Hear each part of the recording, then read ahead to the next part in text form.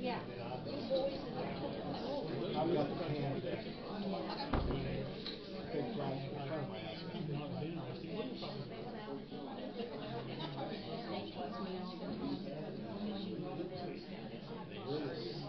First one down, the second one down. I saw the four shells.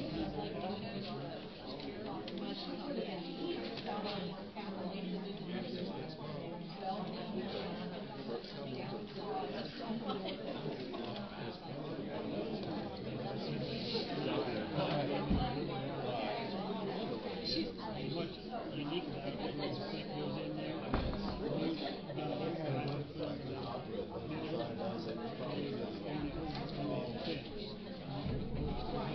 Two acres.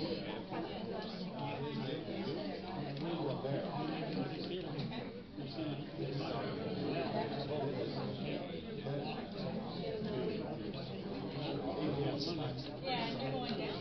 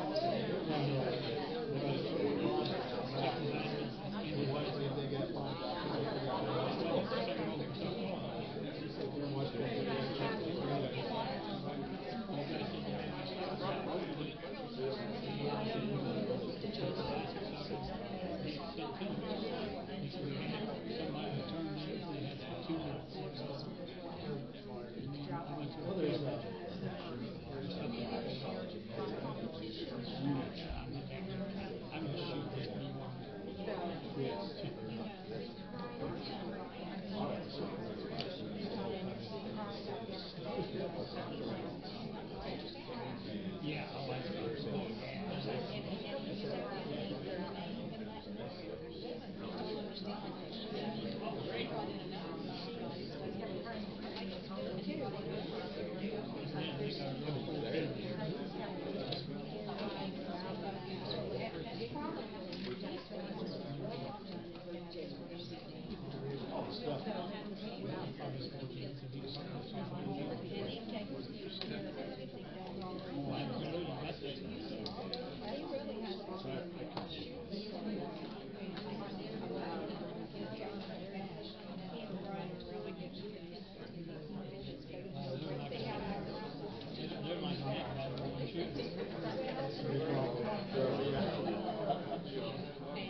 well, not for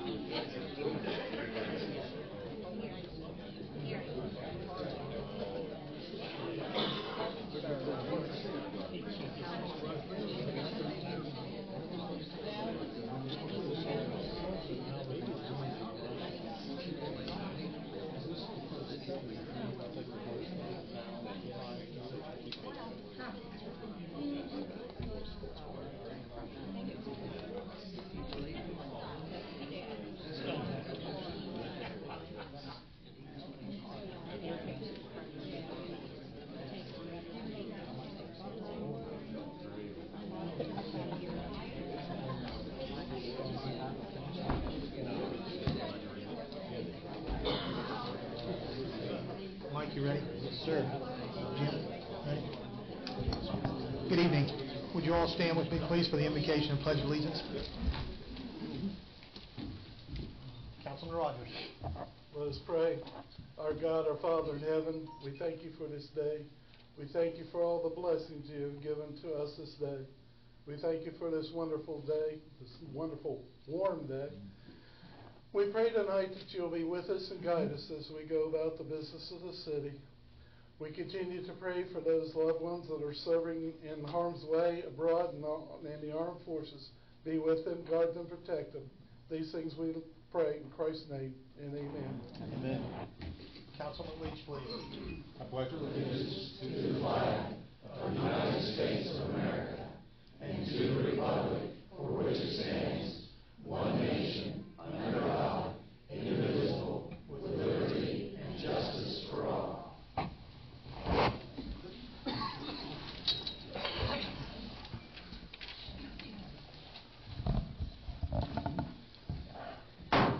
I'd like to call to order this regular session of the Vienna City Council for April the 12th, 2018.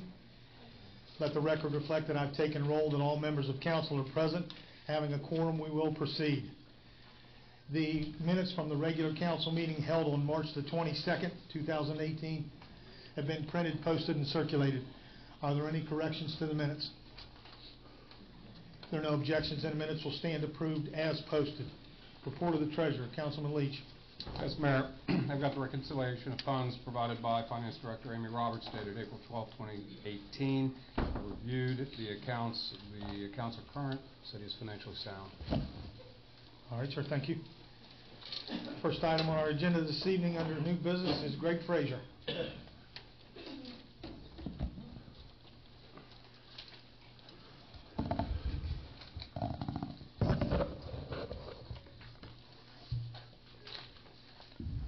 Good evening. My name is Greg Frazier. I live at 1210 22nd Street here in Vienna, West Virginia.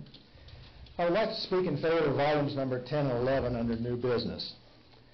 Number 10, I think, is ridiculous that council members have to reveal what they want to talk about, and the fact that they have to phone to get ahead to get permission to get put on the agenda. The mayor has already proved he cannot fairly enforce the current agenda guidelines. 2 meetings ago, he refused Mr. Conley's attempt to speak, citing council comments was not on the agenda. Last meeting, Mr. Leach jumped up and started speaking even though he was not recognized, or he was not on the agenda, rather. And the mayor did nothing, absolutely nothing, to stop him. It appears the mayor only wants to silence those who do not support his agenda. Councilman, I encourage you to vote for item number 10 on the agenda tonight. Don't give away your right to speak on any matter that you desire. Don't give away your right to jump through the hoops. Quite frankly, every councilman should be voting in favor of this ordinance. On item number 11 on tonight's agenda, this is very important to me, and let me tell you why. As it stands now, in order to speak, I have to remember to call the recorder's office on the Monday before that week's council meeting. The problem is, I don't know what's on the agenda that week, as the agenda doesn't come out till Tuesday before the council meeting. How could I possibly know what I want to speak about if I don't know what's on the agenda? It appears to me that you're trying to silence my voice on agenda items. Do the right thing. Vote in favor of item number 11 on tonight's council agenda. Don't silence my voice to speak on agenda items. Make it easy for citizens to speak, not difficult. I also encourage you to vote against the Budget and Finance Committee's recommendation to purchase property at 629 29th Street. 612, I'm sorry. The mayor in the Budget and Finance meeting earlier this month stated that the current building is not ADA compliant. That statement is very misleading. Fact is, this building is ADA compliant. The ADA website clearly states in Title 3-5.4000, under elevator exemptions, elevators are not required in facilities under 3 stories. Furthermore, the city has transite asbestos concrete water pipes that are over 50 years of age and need replaced. Ms. Powell has documented this need in the United Citizens Vienna Facebook page. And Mr. Wilson has documented the need for streets and other infrastructure needs on his daily blog. Folks, we don't need a new city building. Repair this building. Use our money wisely. There are a lot more important things facing the city of Vienna than buying real estate and building a brand new city building. Do the right thing. Vote this ill-conceived government land grab bill down. Thank you for your time and attention.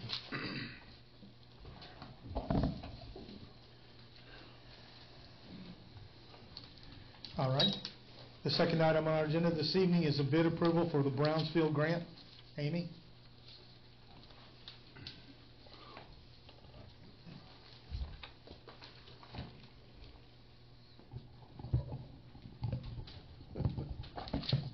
Good evening. The bids for the Brownfield grant for the removal of the structures containing transite and other asbestos-containing materials from the former Johns Manville site were opened on March the 14th with the following results. Jimmy Harper Construction, $357,735.90. Thermal Solutions, $477,275. Reclaim Company, LLC, $198,000. Upon recommendation of Budget and Finance, we're coming to you with the recommendation of Reclaim Company, LLC, $198,000. Thank you. The Brownsville grant that we received was $200,000. This bid is under that amount. Reclaim Company, LLC is the same company that is doing the demolition of the Fenton Art Glass Company in Williamstown. They submitted all the proper paperwork and references, and they've done a lot of projects. They appear to be a very good company. So I would entertain a motion for the approval of the Reclaim Company, LLC, in the amount of $198,000 for the removal of the transite and other asbestos materials at Johns Manville. So moved. Second. It's been moved and seconded that we accept the bid of $198,000 from Reclaim. Is there any discussion? Yes, sir, Mayor, I do have, please. I'm just at this time not sure that this is the best use of those funds at this time. And I know I need to elaborate on that for just a few minutes. Back on Friday, March the 2nd, I sent an email to you, Mayor, to Council, Mr. Rebar and Mr. Hancock, requesting cost estimations for further testing on the Johns Manville site. At that time, Mr. Rebar responded that he would call me back on Monday and have an estimate together by Tuesday. I did not hear from him at all on Monday, so on Tuesday I called him to reiterate what I was asking for. That was the last communication that I had directly with him, despite several attempts. I left voice messages, I sent emails, and then the response that I got was from a third party. I reiterated again in this council chamber just a couple meetings back that I stood by my request in asking for that estimate. Finally, on March the 30th, I did receive an email from you, Mayor, stating that you do not believe there is any benefit to further testing and that you are still waiting on the final risk assessment to determine our next step. Mayor, I cannot and will not accept that as the final decision. I do not believe, sir, that your decisions on the Manville project has been in the best interest of the citizens of Vienna from day one. You made the decision to allow sports teams to practice down there. You made the decision to build the Gold Star Memorial down there. You made the decision, and still to this day, allow the families to take their children down there to play. You made the decision, and still to this day, allow our employees to work at that property. You made the decision, and still to this day, allow people to get down there and walk their pets. You have made all of these decisions in spite of the fact that the Triad report lists multiple potential contaminants of concern, in spite of the fact that it clearly states that there's potential of exposure to children playing there and people working there, and in spite of the fact that, in your own words, we still do not have the final risk report. And we obviously don't have a remediation action plan. And if this is not enough, there's the plume from the dry cleaners from years ago that has been in the ground on the upper side for many years. That plume is not contained. It has now crossed River Road, and it is onto the Spencer Landing site. We just don't have a clue what we're going to end up having to do by the time this is all said and done. Mayor, it would be my opinion that your decisions have put this city at a high risk of liability. I do not believe your decisions have been in the best interest of the city, and I do not believe that they're the will of the people.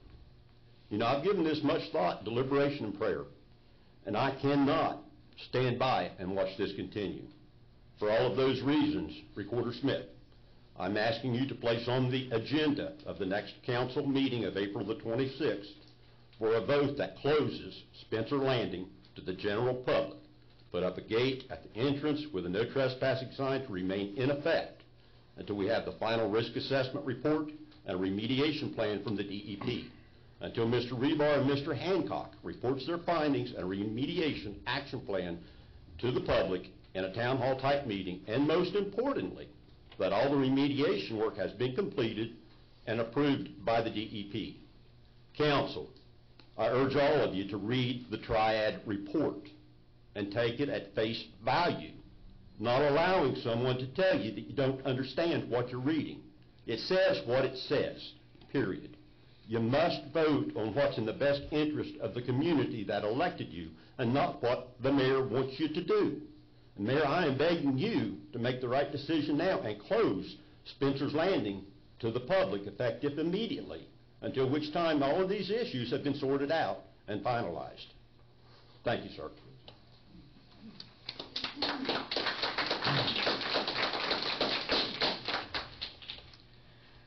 You know, I have probably been involved in Johns Manville more than anyone in this room since it started. And unfortunately, Mr. Conley's interpretation of the information that he has given you is not the facts. And so when Mr. Conley approached Mr. Rebar and Mr. Hedgecock, or Mr. Hancock, regarding the sampling and things that were taken down there, I went back down and had another meeting with them on site and went over all of the things that are in the reports that were given to us. And unfortunately, Mr. Conley does not understand at all the reports that were given and the fact that there are multiple levels of contamination standards.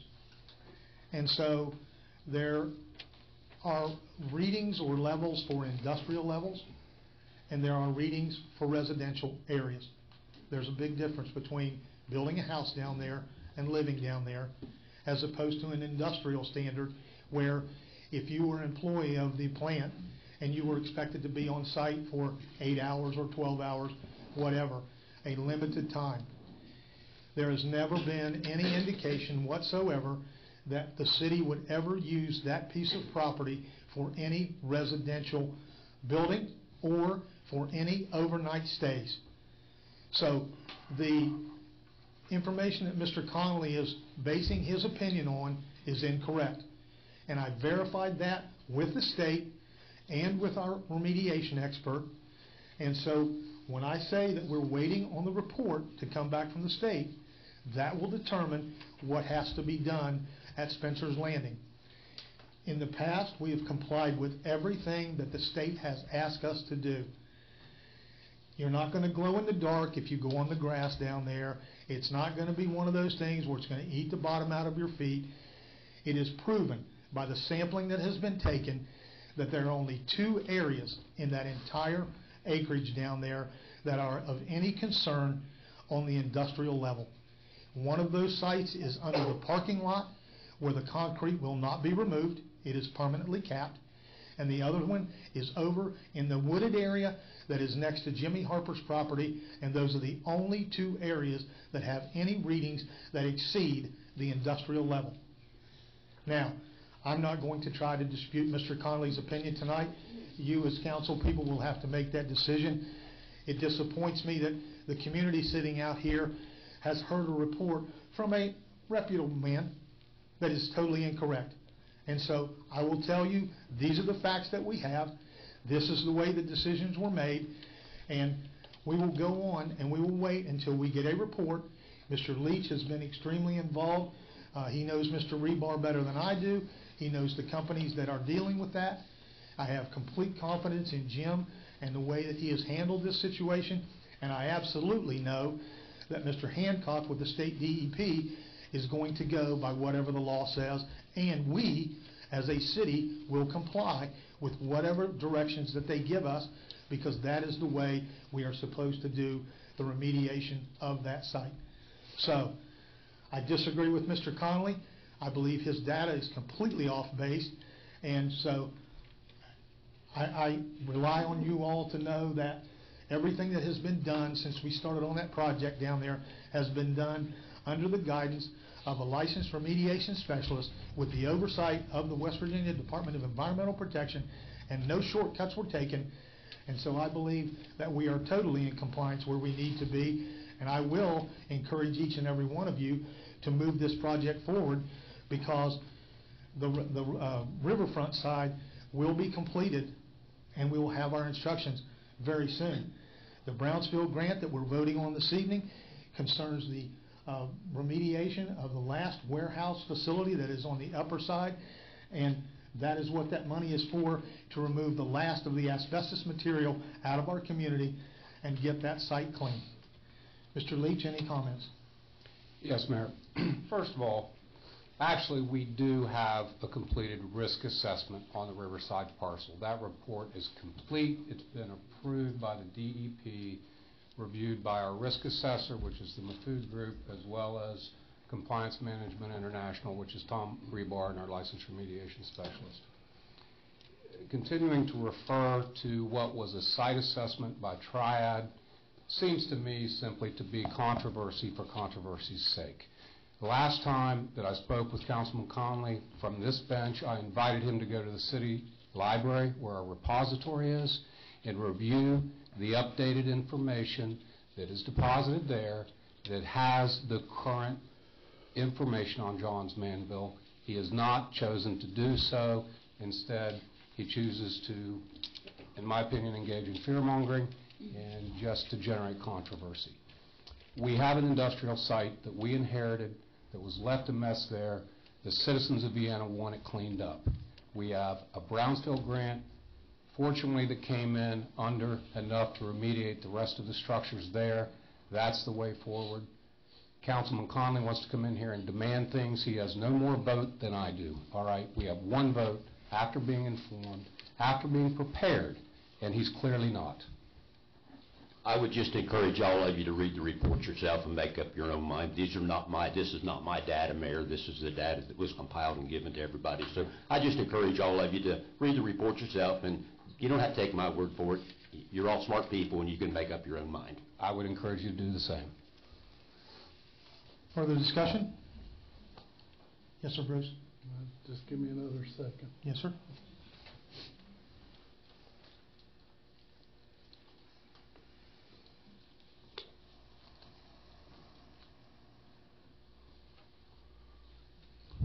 This is the plan that Mr. Connolly just talked about from the dry cleaners. And the green part on the screen is what it used to be. And it is shrinking, not expanding. And it never was down on the Manville property where Spencer's Landing was. The one on the right is under the dry cleaners by Hardee's.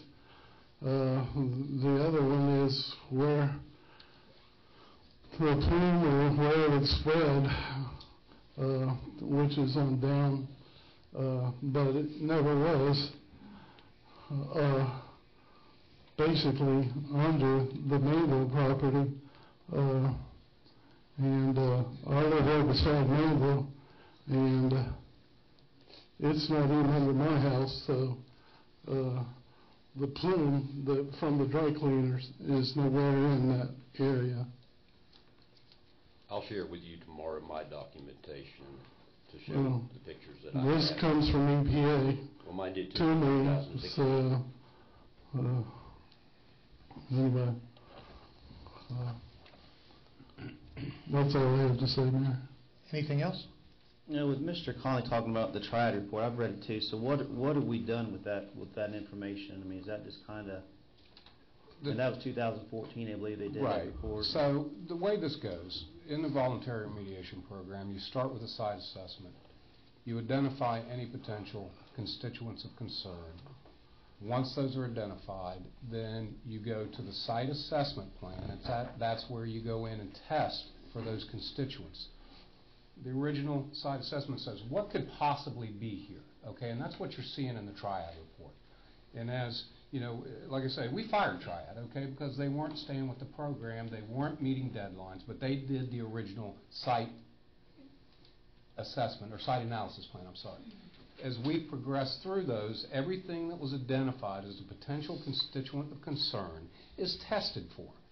That's what the risk assessment is, and that's what has just happened in the past few weeks at Manville. They went in, they've drilled the monitoring wells. Now, this has already happened on the Riverside parcel, okay? All of this is done. The site assessment, the risk assessment, the sampling, the evaluation, the split samples, the DEP takes a sample, the licensed remediation specialist takes a sample. They test for those, they identify what they do find, and then they prescribe the remedial action plan. And that's at the step we are at now on the Riverside. The risk assessment, and that was incorrectly stated, quite frankly, Mayor, in the email to Councilman Conley. The risk assessment is done. Now we're at the remediation stage, and that's where Mr. Rebar is working with Mr. Hancock, all right, to say these are the steps. And right now we're waiting on weather, all right, which we got some today. But so that's the stages. So the triad that you report that you're looking at is dated. It's not current information. It is a global evaluation of what's possibly there.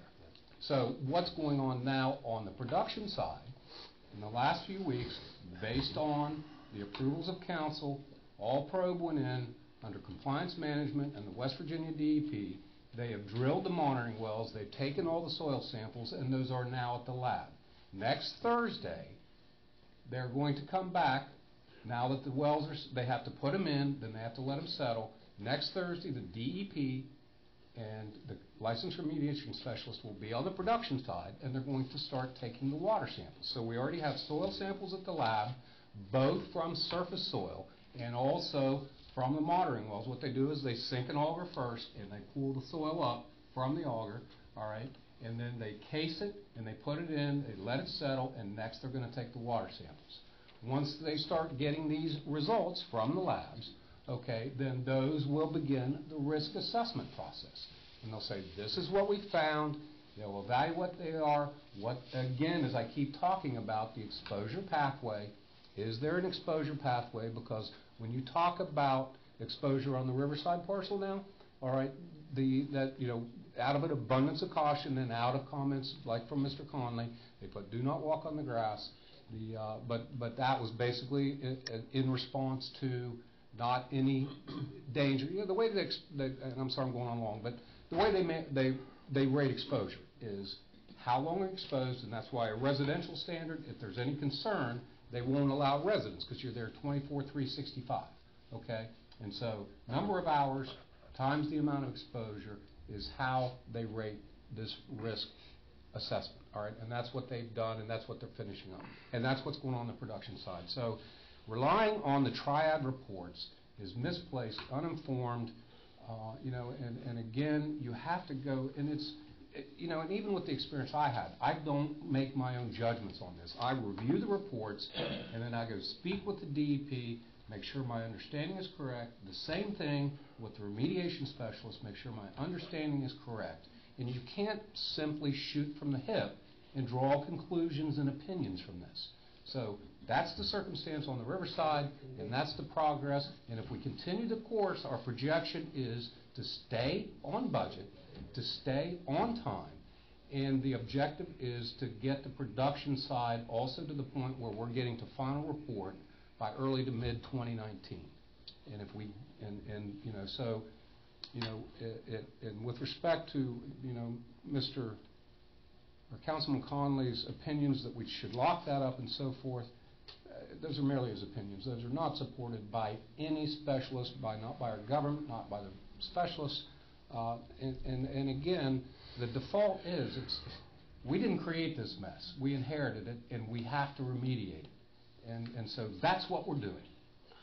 I spoke 2 weeks ago with the DEP and Mr. Hancock. His comment to me was that I have not received a report from Mr. Rebar.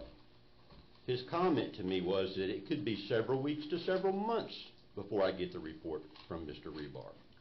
The report from Mr. Rebar is simply a suggestion. I may or I may not go along with his suggestion. More than likely I probably will. But at the same time, I don't know until I have seen it. And there again, I don't have it, and it may be several weeks till several months. So, you know, I don't know what's jiving here. You're talking obviously the same person I am. I'll email it to you right now. And I'll call him right now and let him repeat what he just said to me. You know, I'm not going to argue with you, Roger. I don't have to I argue, know. Jim. I'm telling you what the man told me. I would suggest that we get just as Mr. Hancock spoke to the Brownfield Public Meeting, I think perhaps it's in the city's best interest and our citizens' best interest to invite Mr. Hancock to address this issue so we can dispense with uninformed opinions and we can get this, because I understand where we're on the process, and I'm not sure, I mean, I'm just as likely to conclude what you're saying that he was talking to you about the production side. Well, But then again, that's what I would recommend. the bottom line, regardless of the triad report, we do not know yet what we're dealing with because we have not received those reports. We have not been told what the remediation action plan was going to be. So to use your words, out of an abundance of caution, since we do not know what we're dealing with down there and what we're going to have to do to reclaim the facility, the property, we need to not be on it until we get that information. That's your opinion, Roger. I mean, That's I'll send exactly this to my you. opinion and the opinion of many people in this city. I don't agree with that. That's all I have. Roger, I think the thing that you have to keep in mind as you process this through your mind is the time of exposure, okay? And I happen to be the last person that spoke with Mr. Hancock and Mr. Rebar on site, and I am absolutely sure of the options that were explained, and we will deal with that when Mr. Hancock makes his decision on his evaluation of the data that was submitted. So the time of exposure is the key, and I keep telling you there will be no overnight stays, there will be no construction on that site, but the minimal use of that piece of property is not a public health risk. Mr. Skogstad? May I say this, point of order, this has nothing to do with Spencer's Landing. It's on the industrial side, and we need to get back to the agenda item, not Spencer's Landing. Thank you, Bruce. Mr. Skogstad, your question? I'll save it for the presentation that it sounds like we're going to have on the agenda later. All right, any further discussion? Then the motion on the floor is to approve the bid from Reclaim Company LLC in the amount of $198,000 for the removal of the asbestos-containing transite and other asbestos materials at the former John's Manville site at the warehouse on the industrial side. All those in favor of the approval of the bid for Reclaim Company, please signify by raising your right hand. All those opposed? Motion carries unanimously. Oh, yeah. Amy, item number 3 is an internal budget revision. Internal budget revision number 1 is allocating money within the Parks Department, moving money within the department to allocate money for a person for the mowing season in the amount of $7,000.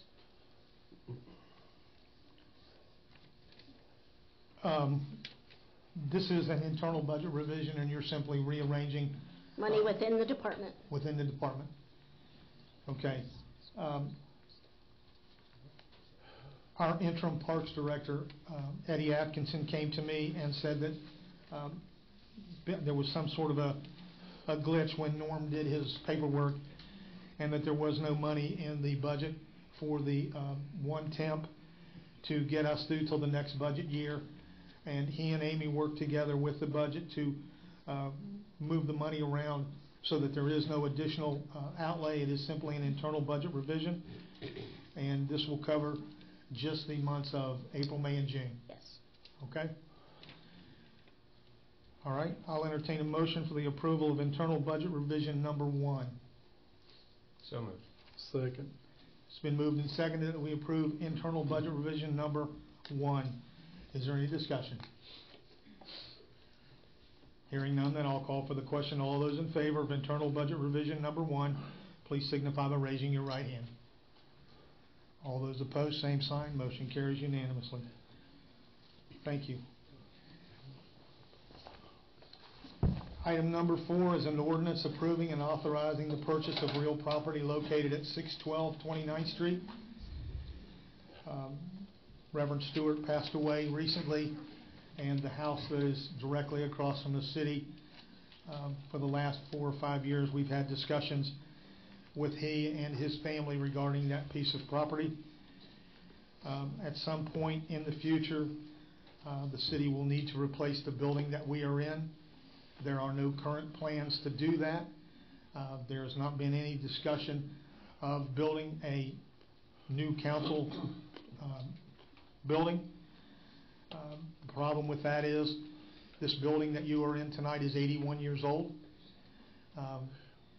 There is no elevator to get anyone with any disabilities to the second floor if they need a building license or they need to speak with, not a building license, a business license, or if you need to speak with anyone upstairs in the finance department. Because this is not a handicap accessible building, it limits the amount that the public can come in and do business with the city. That, in addition to the fact that this building is 81 years old, it was previously a fire station. The fire hose building is still, fire hose tower is still in the center of this building. You can walk into the center of it and look straight up for 80 feet, I'm guessing. The problem with buying real estate is you only get one chance, and if we do not take this piece of property, my guess is we will never get it. So that is the reason why I brought this to council tonight. Council has been aware of the possibility that this piece of property would be offered to the city, and so it has been discussed previously. And now that Reverend Stewart has passed, I have an ordinance, and I'll read it by title. Be it ordained by the Common Council of the City of Vienna that the mayor is directed and authorized to take all steps as are reasonably necessary to purchase a parcel of real property located at 612 29th Street, Vienna, Wood County, a .15 acre tract on tax map 2, parcel 139, for the total purchase price of $80,000. Prior to making such purchase, the city shall perform its due diligence. The city shall, if necessary, pay, in addition to the aforesaid purchase price, normal and customary closing costs assessed to a purchaser of real estate. Title to said real estate shall be taken in the name of the City of Vienna. This purchase is for the public purpose of a potential future site of a new city hall. With the parking lot that we have already, it would be sufficient area to construct a new city building, and that was the plan when this was proposed, and that is the ordinance that is before you tonight. So I'll entertain a motion for the approval of the ordinance approving the purchase of 612 29th Street. So moved. It's been moved and seconded that we approve the purchase of the property at 612 29th Street. Any discussion? Comments? Comments? Yes, sir. Mayor, you kind of alluded to the fact that several years it's been discussed, that property. Clear back in previous administrations, it was discussed, and kind of the long-term, I guess unofficial, long-term plan was for the city to try to own all the property. Hey. Is this on? Yes, sir. It's on, you just gotta get close to it and speak up. Not much. Is that better? Okay.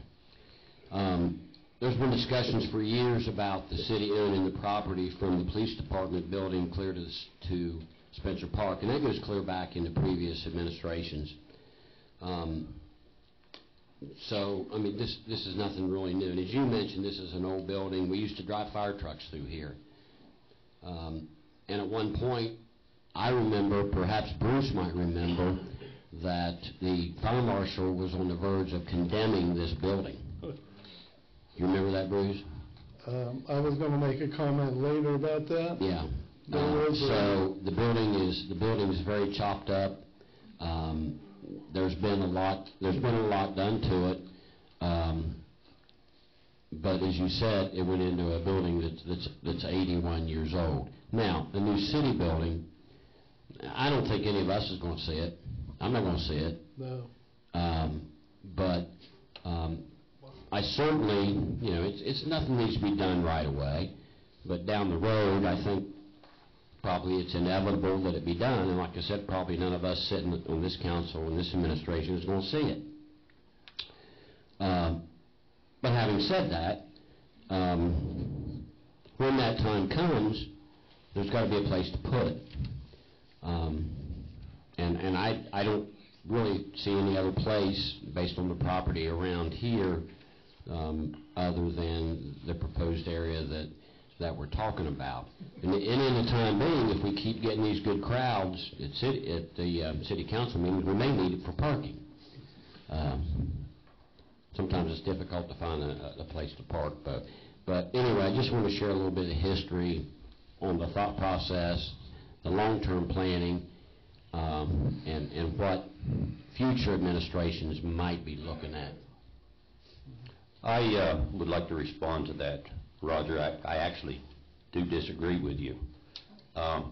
Let's just say, hypothetically, sometime down the road, we do need to replace this facility. Good, bad, or indifferent, I kind of have a tendency of looking out of the box and taking the blinders off. If I was making the decision myself, and obviously, as Councilman Leach alluded to, I'm not, I'm one vote, but we do have the property. We have 60th Street. We have ample room up at 60th Street to build onto that facility that's up there. Ample room. I've driven by there and stepped it off on the front side, off to the end, get everything at one spot. City Hall absolutely could be on 60th Street with a utility board. I would then sell this facility. I'd get out of the real estate business, not into it. I would sell this facility to offset the cost of building that building on 60th Street. Yeah, I think with purchasing a house, I mean, $80,000 house is a nice home for someone to move into. To tear it down, you know, to buy it for $80,000 and have the cost of tearing it down and doing whatever with it, I just think it's, you know, we have property now the city has that we can't sell, you know, so I don't see a reason to you know, if you listen to the top 100 things that the city of Vienna needs, no one's talking about a new city building. You know, I don't think we could renovate what we have now. Like Roger said, we could sell it and then move up to 60th Street. To buy a house for $80,000 of our taxpayers' money, I don't see a need for it. And so my vote will be no. And I know it's, you know, I urge Councilman Bibby and Rogers to vote no too. I know that it's already went through Finance Committee and had the 3 votes, so, you know, I'm going to vote no, and I hope you guys do too, because I think this could be a change for the people, because the big thing about the city of Vienna is we spend if we have it. I know we need to spend money for things, but to purchase, to spend $80,000 of our taxpayers' money to buy maybe a city building on down the road, which is going to cost to build and all the other things, it's just kind of a why spend, it's $80,000, that's a hunk of change, you know, and like I say, it's taking down a house where a tax-paid citizen could live in. So my vote will be no. Mr. Rogers. Mayor, go ahead. I was with an electrician in this building who was going to update some wiring. And if any of you's ever done electrical work in a house, you know the first thing you need to do is get to a circuit breaker, turn it off so you won't get shocked. Well, this gentleman went to the box, he turned off every circuit breaker in the box, went back, started to change the wiring, and he got shocked. Now, he said, this is impossible because they just shut off all the circuit breakers and there should be no electricity to this area. Well, there was 2 other circuit boxes in the building because this thing has been a fire department and been added on multiple times, and every time they add it on, they put a different circuit breaker box in a different place. So eventually he found the other boxes and where the electricity was coming and basically ended up turning it off. Now, I don't know about you, but I'd like to see a wheelchair person or a person with a cane or a walker go to the mayor's office and talk to him. Now, if that's not handicap accessible, I don't think that's true. But anyway, this council chamber used to meet on 2nd floor, and we were told by a man who came through there with a motorized wheel, whatever, that we had to make this area handicap accessible.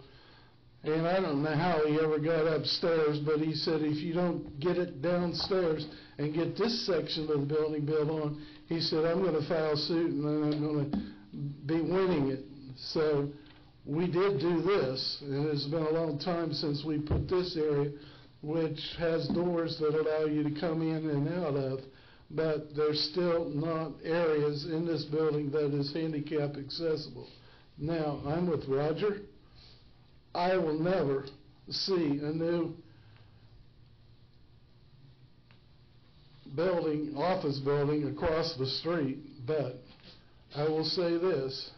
If any of you here has ever been to an ice cream social and tried to find a parking place around this area, good luck. We took the house that was beside it. We found out that was being made dump in. We took it and tore it down. We took the house beside the senior center and tore it down. And I'd love to get the next house down because we're running out of parking at the senior center. And we have community events that are held at the gazebo in that area, and we need more parking in this area. Sometime in the future, if we don't use it, fine. I mean, it's going to be helpful as far as the citizens are concerned, as far as I'm concerned. Thank you. I just have to repeat, nobody is absolutely saying that at some time down the road this building won't need to be replaced. I mean, for goodness sakes, all buildings at some point in time need to be replaced. But I repeat, when it comes time to build a new city building, we have a beautiful place on 60th Street to build a city building. Why in the world are we going to spend more money to buy more real estate? It makes no sense.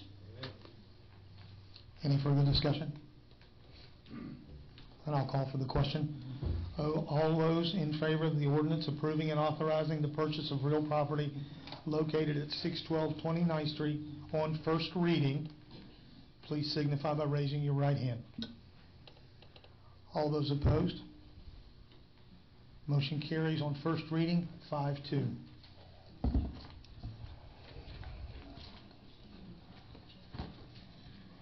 The next item on our agenda is a resolution making April Fair Housing Month. I will read the resolution.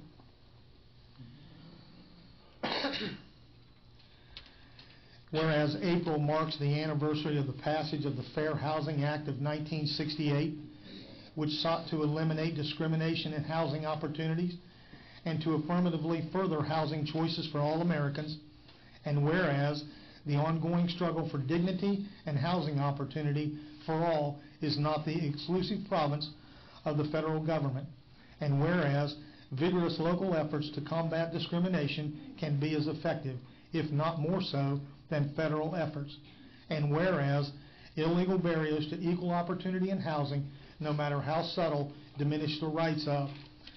Now therefore be it resolved that in the pursuit of the shared goal and responsibility of providing equal housing opportunities for all men and women, the City of Vienna, West Virginia, does hereby join in the national celebration of the 50th anniversary of the Fair Housing Act by proclaiming April 2018 as Fair Housing Month, and encourages all agencies, institutions, and individuals, public and private, in the City of Vienna, West Virginia, to abide by the letter and the spirit of the Fair Housing Law.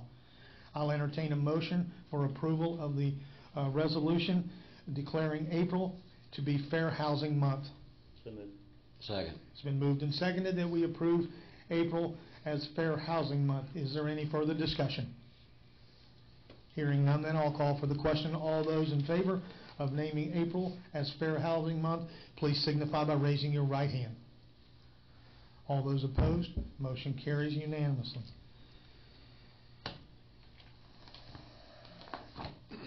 The next item on our agenda this evening is a resolution appointing Steve Black to the Vienna Board of Parks and Recreation.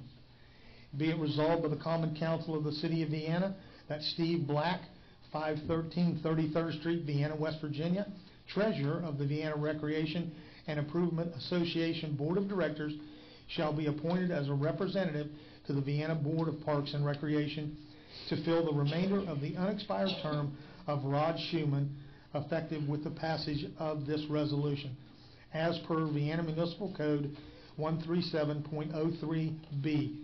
The alternative appointee to the same position to complete the same term as is set out above is Bill Moorhead of 811 23rd Street, Vienna, West Virginia, presently a member of the Vienna Recreation and Improvement Association Board of Directors. Mr. Black, would you stand, please? Ladies and gentlemen, that is Mr. Steve Black. He was our finance director for 19 years. I was going to say 20 plus. Thank you, Steve. I'll entertain a motion for the approval authorizing the appointment of Steve Black to the Vienna Board of Parks and Recreation. So moved. Second.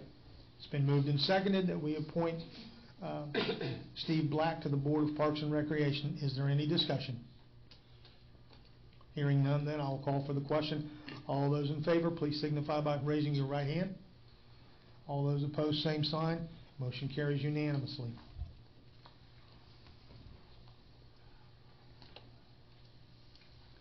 And I did not mention this before, but I do have a letter of recommendation from the President of the Vienna Recreation and Improvement Association Board of Directors, Mr. Chuck Knopfsinger, endorsing Steve. So,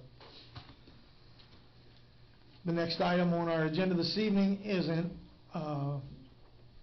resolution it's a resolution reaffirming and continuing the Vienna Volunteer Fire Department Incentive Compensation Plan line item allocation.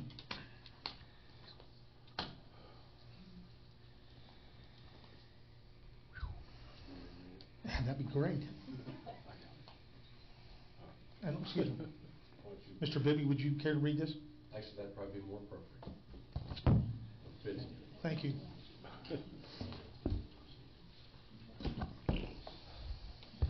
Okay, a resolution reaffirming and continuing the Vienna Volunteer Fire Department Incentive Compensation Program line item allocation. Whereas in 1999, the City of Vienna and the Vienna Volunteer Fire Department began its incentive compensation plan, the purpose of which was to help retain volunteer firefighters who give freely of their time, energy, and labor in the pursuit of making their community safer. And whereas the city recognizes now, as it did then, there are costs associated with being a volunteer firefighter.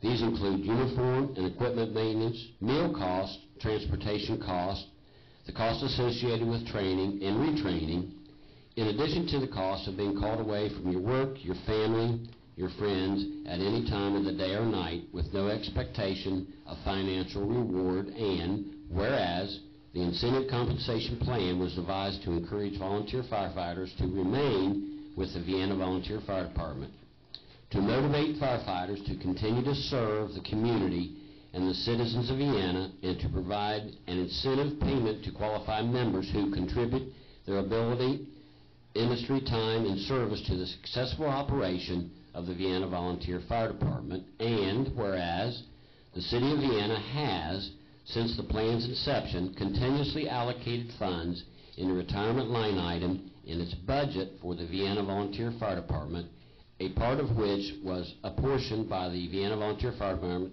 to fund the incentive compensation plan, supervised and administered wholly by the ICP Review Board on behalf of the Vienna Volunteer Fire Department, independent of the City of Vienna, as set out in the incentive compensation plan for the Vienna Volunteer Fire Department bylaws. And whereas the Vienna Volunteer Fire Department is both a political subdivision of the state of West Virginia as well as a nonprofit organization engaged in providing a public service to the citizens of the City of Vienna, and whereas it is desired of the City of Vienna to continue to fund the incentive compensation plan. Accordingly, be it resolved by the Common Council of the City of Vienna that the city will continue to allocate funds to the Vienna Volunteer Fire Department through a budget line item. It does so with the understanding that a portion of this line item will be used to fund the incentive compensation plan, the amount to be determined each year by council. All changes to the incentive compensation plan must be submitted in writing to council along with the report of the plan's performance by January 31st of each year for any allocation to continue to be considered in the annual budget.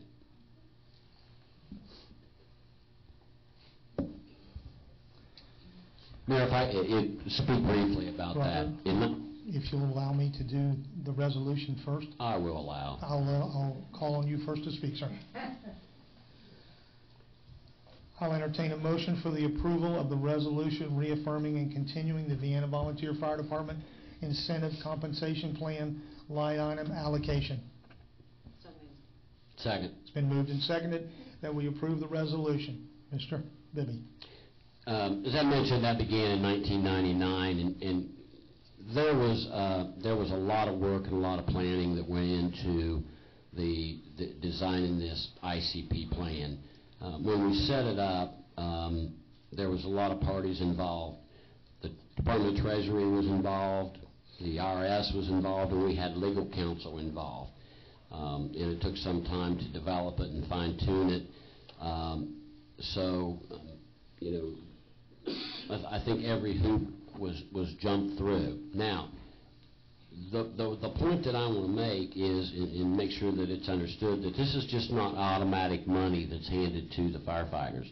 It's performance-based. It's based on a point system, on a quarterly system where they've got to meet certain points, they've got to meet certain criteria, or they don't get the money, or they don't get the money into their account. The other thing is you have to be there 10 years before you're vested.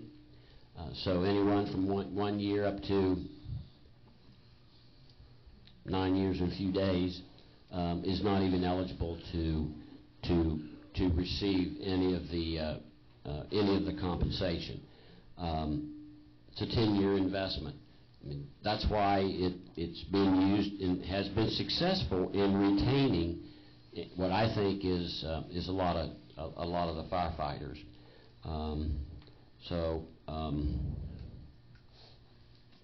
I like this resolution, and think that, as it said, we continue to support the program. Just a couple points to clarify. The reason Mr. Bibby read the resolution this evening is because he is the liaison to the fire department. Roger, I don't know how many years you were a fireman, but 35 or better, I know. No, just shy of 28. 28, okay. And so, anyway, that is the reason why he read that this evening. He does represent that department. And speaking of that department, Chief Scholl, do you believe that this program is a good tool that you use to retain your firemen? Yeah, like Councilman Bibby said, that you have to be on the department 10 years before you're even eligible to receive the money. If you meet all your qualifications within that 10 years, it still goes into your account. You just can't draw from it until you're there 10 years. And we've had several members say, I'm gonna stay here for my 10 years. Well, once I get it for 10, I got a good chance to get it for 15. Once it gets in their blood, I might get it for 20. It's very good to keep people. And like I say, you forgot to mention also, Roger, that it is audited every year by the state auditor's department. So, and it's passing with flying colors every year. So it's, there's no problem at all with the program.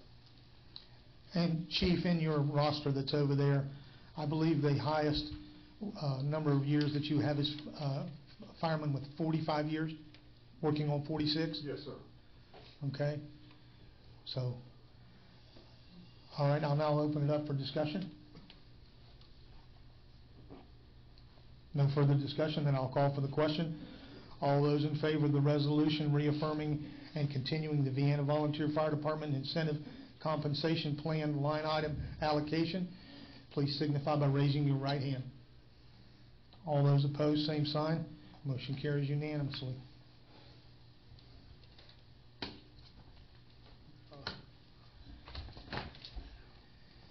The next item on our agenda this evening is a resolution approving the hiring of James C. Peterson, Esquire, and the law firm of Hill, Peterson, Carper, B. and Disler, PLLC, to represent the city of Vienna in the opioid litigation. The resolution, as it is written, states, be it resolved by the Common Council of the City of Vienna that the mayor is expressly authorized to execute any and all documents retaining James C. Peterson, Esquire, and the law firm Hill, Peterson, Carper, B. and Disler, PLLC, to represent the city in any opioid litigation as was contemplated and set out in the previous resolution adopted by council authorizing the city to pursue opioid-related litigation. The terms of the representation are set out in the attached letter of engagement. Mr. Skogstad and Mr. Leach joined me in reviewing the terms of the engagement. It is the same 25% fee that all the law firms that have made presentations are charging. The only difference in this particular one is there is a clause in there that they will be entitled to recoup the expenses for normal process, but the total not to exceed total 35% in total, not 25 and 35, but 35 total.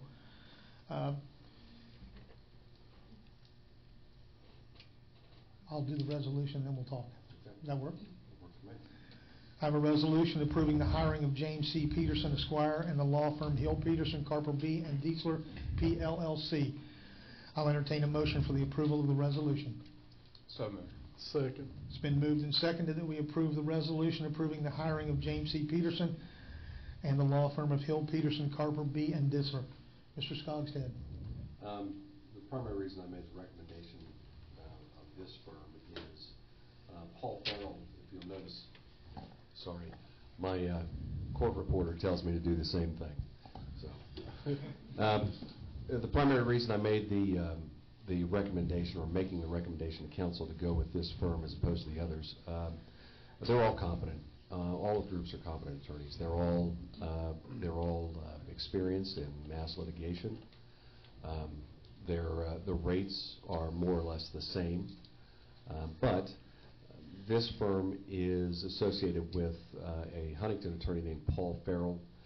Paul Farrell has the distinction of, one, being a West Virginia attorney, and despite the fact that he's wearing a green tie and looks like he probably went to Marshall, he was named as one of the three main litigators of the litigation of the whole suit. So that is I guess with the legal firepower that you have available to you to choose from, it's very impressive to have one of the, I guess, the big guns, for lack of a better term, representing you.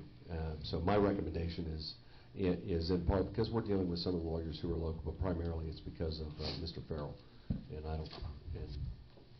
that's what I'm at. Mr. Leach. Thank you, Mayor. Yeah, I know Paul Farrell as well, and I attended a conference. I think I spoke about this briefly. And their primary three: Hill, Peterson, Bailey, Ketchum, and Tweel, which is Paul Farrell's firm, and then another nationwide leading firm called Papantonia. And these guys have demonstrated success. And typically, a lot of times in mass litigation, you have multiple law firms involved in the same issue, like we do here with opioids. And consistently, the groups involved that Russ is recommending outperform other firms in the service that they provide to their clients, of which we will be. And on a personal note, and I think I mentioned this too, in the 15 years I coached football and wrestling, I guessed roughly 500 to 800 kids that I had worked with, and I know of at least 8 that have died from overdoses that I knew personally for a long time. And there's a lot behind this and a lot of reasons for it, but this opioid litigation is going to address that, and so it's damaged our community, our families, and so I agree in the recommendation. Further discussion? Bruce? I have no problem with fighting the opioid epidemic. I'm just like Mike over there in the last council meetings said, what's it going to cost the city? And 25%, 35%, I taught math. Was it 25% of 100,000, or is it 25% of 1,000? And what's it going to cost the city? I agree that it's a problem that we're all going to probably be affected by sometime in the future, but can we put a limit on the amount of money spent on this as far as that's concerned? There is no money spent. The city's not out. Say that again? The city's not out of pocket anything. The city won't be fronting any costs. It's a contingent arrangement. They take 25% of the gross, 35% if certain other factors are met, but they have to make the money. They have to front the cost. They bear the risk, and that's why you ask, well, why are they getting 25 or 35% of something? Well, they're doing 100% of the cost. So, the city is not going to pay anything. Now, that means it could recover nothing, but that is the risk, is that we could go through this procedure and be out nothing and get nothing. All I can say is amen to that. There is no cost to the city. If we can fight something like this is great, and not cost us anything too. Yes, sir, that is correct. Any further discussion? And I'll call for the question. All those in favor of the resolution approving the hiring of James C. Peterson, Esquire, and the law firm Hill Peterson, Carper B. and Dietzler, PLLC, please signify by raising your right hand. All those opposed, same sign. Motion carries unanimously. We move on now to item number 9. This is an ordinance on first reading requiring the hiring to be approved by a majority vote of council. It's an ordinance requiring council's approval of all City of Vienna employee hires, be it ordained by the Common Council of the City of Vienna, that it shall be wholly reserved unto the Common Council of the City of Vienna the sole and exclusive power and authority to hire any and all prospective employees by simple majority vote of council. I'll entertain a motion for the approval of that ordinance on first reading. So moved. Second. It's been moved and seconded that we approve an ordinance requiring council's approval of all City of Vienna employee hires. Discussion. I have a couple questions. I think you may have just answered it, but I just want to clarify. That is all employees. That's not new employees. That's not replacement employees or additional employees. It's all employees, no matter. Is that correct? As the ordinance is written, Roger, that is true. Am I correct, Mr. Scott said yes? You are correct. Bruce? I have a comment. Number one, if you can't see back here, I'm wearing a Paisley tie. Paisley's back in style now. We've tried this before in having council hire our employees, and it just doesn't work. So after everyone's comment, I'd like to make a motion to amend this, and when it's time, just let me know. All right, Bruce, thank you. Other comments? Yes, sir? I do, Oh, I'm sorry. yeah. Did I cut you off, Roger? I didn't mean to. That's all right. Thank you.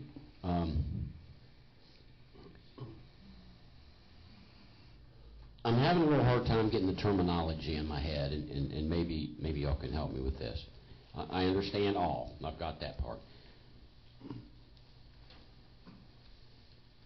But if council, and you know, I'm really okay with this, except, I don't know, I just need a little bit of clarification. If council, it basically says approve the hiring, what are we basing that on? A name, the department head bringing the name, or being involved in the interview process? I mean, how's it going to work? Can anybody? Well, if I can explain the procedure now, and then possibly you can draw whatever you need from that. As it is now, according to our employee manual, we advertise in-house first for all openings for replacement of employees that have already been employed by the City of Vienna and have left. Those positions were already funded in our budget, and the department heads base their work schedule on those numbers that have been submitted. Right. Okay? So for any time that we lose an employee, we internally post it first. If no one from another department cares to get it, then we go outside for a new employee of the city. If we have any applications on file, we go to those first. If we have to, then we advertise in the newspaper that we have a position, as we have done recently with a couple jobs that became available. The jobs that are typically filled are existing jobs. Almost every job that comes before council is a new hire where money has to be allocated for that position. Currently, you're talking currently. Yes, sir. Okay. So my only comment regarding this is it's very difficult when you try to maintain the crews that we have based on the jobs that we are required to perform. You know, it takes, well, you have to post it, then you have to interview, then you have to go out for more applications if you don't find an acceptable candidate. And literally, it can take weeks to fill a position to do that. If it is required to come back for council's approval on every one of these hires, it will literally stop the process. I don't have an issue if you want to say that all department heads need to be required for approval.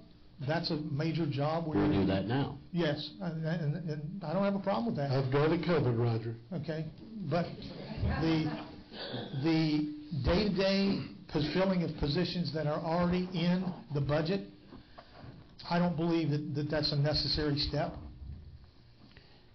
Well, you know, I guess my concern is, you know, I mean, if the guy we got right now that handles all of our left-handed widgets would retire or quit, take another job, and that department wanted to hire someone to take that position, what's the process to get that name to us? And who does that? Typically, Bruce, you got that covered? I got that covered too. All right, well, I'll just hear you out then. Okay, let me give you an example. We are right now facing the retirement of one of our employees that's been here for 45 years. Okay? And her position is going to be very difficult to fill because she literally was the first secretary that was ever hired in the water department. Almost every policy and procedure that we operate on has been handled by her. So to come back and say that the department head does not have a say in who he thinks in his crew can fill that position puts him at a very, very big disadvantage. Typically, the department heads that are here know their people better than any of us do because they work with them on a daily basis. And I know I've read Bruce's amendment, okay, and he has language in it that will clarify that. But typically what happens is the department head, the human resources director, and myself review the applications. The department head narrows it down, then we interview this person.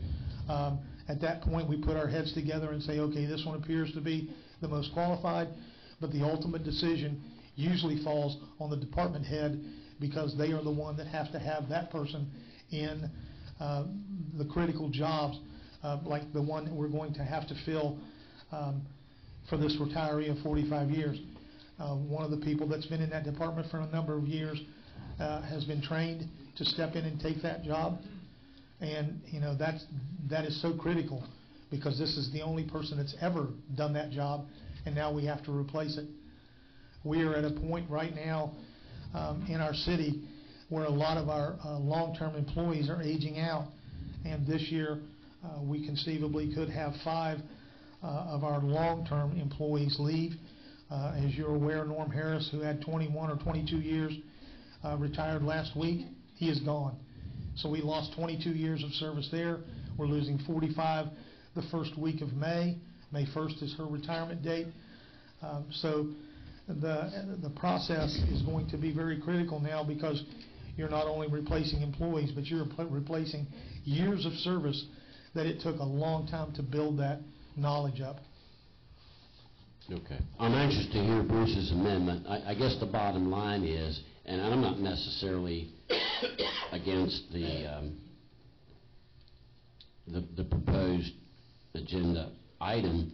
It's just my concern, my question is, what am I going to base my decision on when that is presented to council?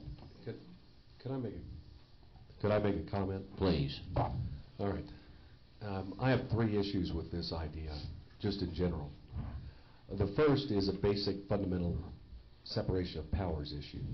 At the municipal level, there isn't a requirement of separation of powers the way there is at the state and federal, but I digress. Requiring or allowing council to have the authority, the sole power to hire employees, usurps the administrative or executive power of the mayor. Now, I don't know. I've always been of the theory that you don't make decisions based on the people that are in office, whether you like them or not. You make decisions based on what is in the best interest of the public, what is in the best interest of the city, and what could happen in the future based on your decision.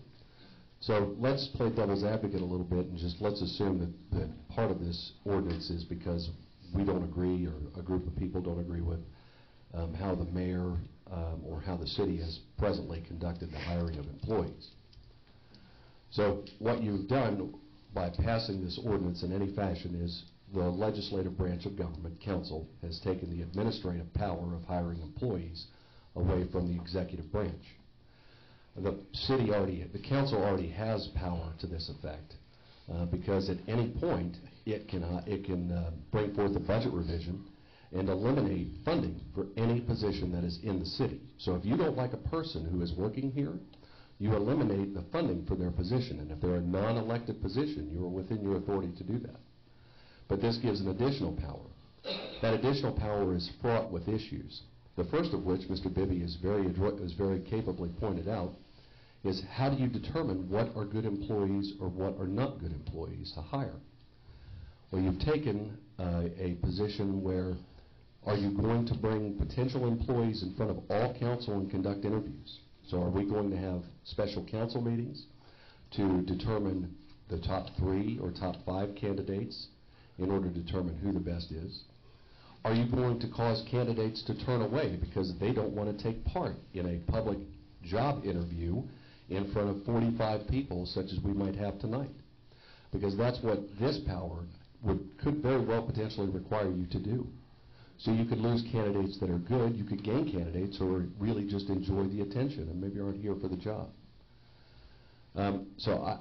Legally, council has the authority to do this. Pragmatically, I don't think it's particularly necessary, because council already has the authority to eliminate employees by eliminating funding. And lastly, you may get a mayor who you may believe is exceptionally capable at choosing talent to fill positions, and you may have a council that, for whatever reason, agrees or disagrees with them, and you have slowed down the entire hiring process.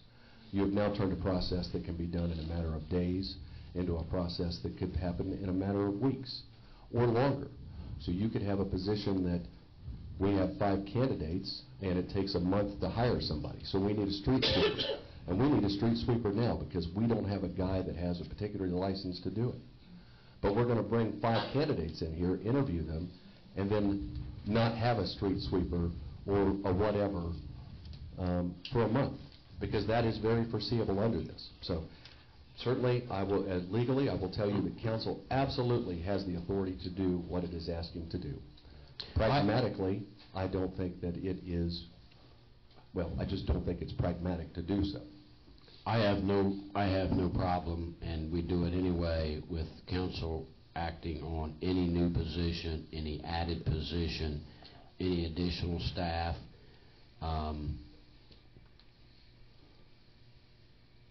But if, or whether we're going to fill the position, whether we're going to fill the position or maybe realign what we've got within the department. You know, I think certainly that's council action.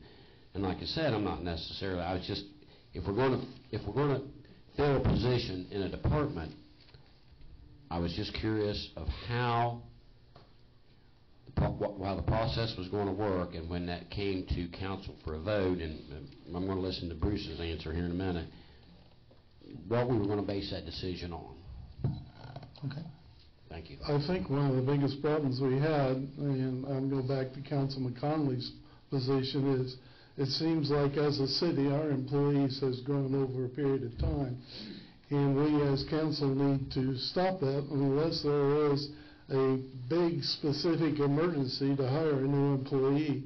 And I think that's the reason why this is here. Absolutely. And I think Mike, Councilman Elam also suggested that we need to discuss this, but I thought this was going to be a discussion and not an ordinance to begin with, being brought, especially dealing with our personnel folder, and not as an ordinance. And when I saw this as an ordinance, I really was upset because, like I said, it has happened in the past where we did the hiring and it just didn't work.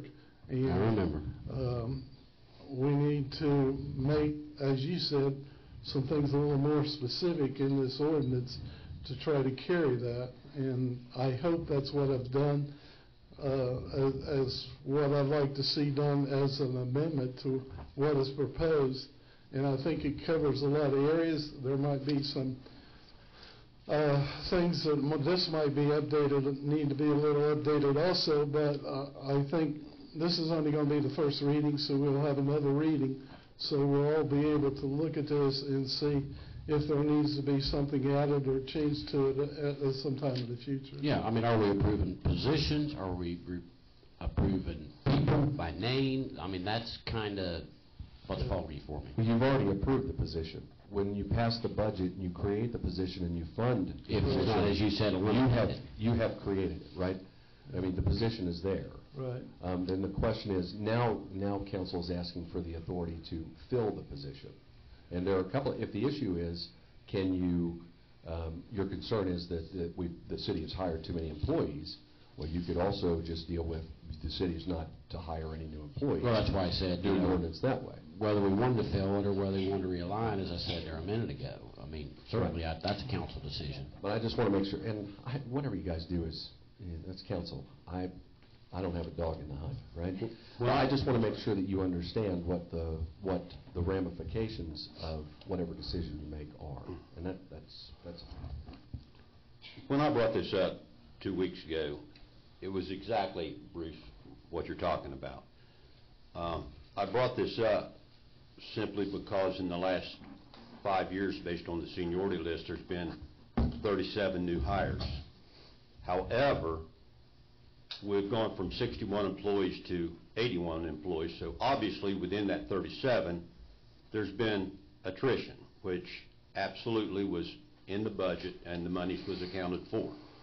My concern is the fact that we did go from 61 to 81 when our census is flat, basically, and we've spent millions of dollars to improve efficiencies and cut cost.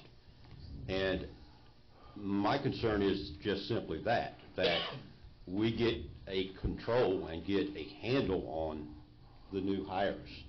And you know, as far as me wanting to be Can I interrupt real quick, Sure, Roger? sure. So, when you say new hires, New positions. okay, thank you. Okay. Thank you. You All right, know, all I'm right. not interested in sitting here and helping through the interview process with someone that has left or retired and we're replacing that position. I'm not interested. It's already in that. budgeted and the position It's already is there. budgeted and Okay, in there. all right, But thank my you. concern is I looked at the seniority list, Yeah. and I looked at the 61 to 81, and I went back through minutes, and I went back through agendas. I had a very difficult time telling how we accounted for the monies for the additional new hires. Understand. It just, quite frankly, I couldn't find it. And my mind says, okay, the hiring's going up, the payroll has gone up in the last 3 budget cycles by over $1 million. We're hiring new positions, but I can't find any record within a couple. There's a couple, I'm not going to say any. The majority of those new hires, I can't find a correlation as to where council approved the monies for that hire. And I want to make sure going forward that that process is being adhered to. Okay, I got it. Bruce, before you do your amendment, I'd like to state the facts. You know, it's very easy to sit back and look at a set of numbers and make them do anything that you want them to do. But the reality of that is that the Department of Labor made a ruling 3 or 4 years ago that said that if you have temporary employees and you assign their work duties and you supervise their work duties, that they are not temporary employees, they are your employees. Some of the temporary employees that we had in the city of Vienna were employed as temps in excess of 10 years. So based on the Department of Labor ruling, we were forced to hire those people as employees. And that includes all of the dispatchers that are over at the police department. That included the temporary employees that we had in the Parks Department that were long-term temporary employees, and the long-term temporary employees that we had in Public Works. When you add onto the fact of that, by ordinance, that we created 2 additional patrolman positions in the police department, that accounts for the bulk of all of those 20 employees that were added over the period of time that has been referenced this evening. We had paid those temporary employees through a temporary agency for a number of years, where we paid them way more than what the hourly rate was that we paid our own employees. We actually saved money out of the city coffers by bringing them on as Vienna employees, as opposed to paying the larger fees that we paid ManCan and all the other agencies that we rented these employees by. So, as I said, you can take the numbers and you can make them represent anything you want them to be, but the fact of the matter is, I will always do what is required by law to keep us out of trouble. And if they tell us that these employees, because we set their job duties and we supervise them, that they are your employees, then we switched them over and made them into city employees. And so that's the reasoning for why that number is like it is. And I'll stand by that. I distinctly remember the Department of Labor when that came down, Mayor, and in years and years ago, I mean, I argued way back then. If they're here 10 years, they're no longer temporary employees, I remember at one point there was a big issue whether they were temporary employees, whether they were contract employees, and there is a difference. I believe they call them common law employees now, but at any rate, that's the difference, contract employees. But yes, sir. Oh, no, I was one of those, the IRS said that. And I forgot, Mr. Skogstad no longer got to be a contract employee. He now gets a W-2 from the city. I prefer managing my own taxes or whatever. That's right, you have no choice. Mr. Rogers, are you ready, sir? I'm ready whenever you are. Mr. Bibby alluded to the fact of dealing with department heads, and truthfully, I think they're very important people, and I think this council needs to deal with department heads because of the fact that they are important. Norm Harris, who just retired from the Parks Department, was a department head, and I know that some point in time, probably it's already happened, but his job has been posted and people have filed to take his position down. If there's two basically, well, someone, if in the Parks Department may file for his job, and then someone may file for that job, and then someone will file for that job. So you just keep on going down. I don't want to go into each one of those positions and have to approve it as council's concerned.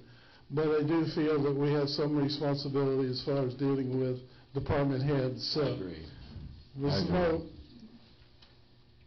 compromise or amendment that I would like to make to this. I think I've hit every point, but I'm not sure. And anyway, it says, "It shall be wholly reserved unto the common council, the city of Vienna, the sole and exclusive power and authority to hire department head employees by simple vote of council.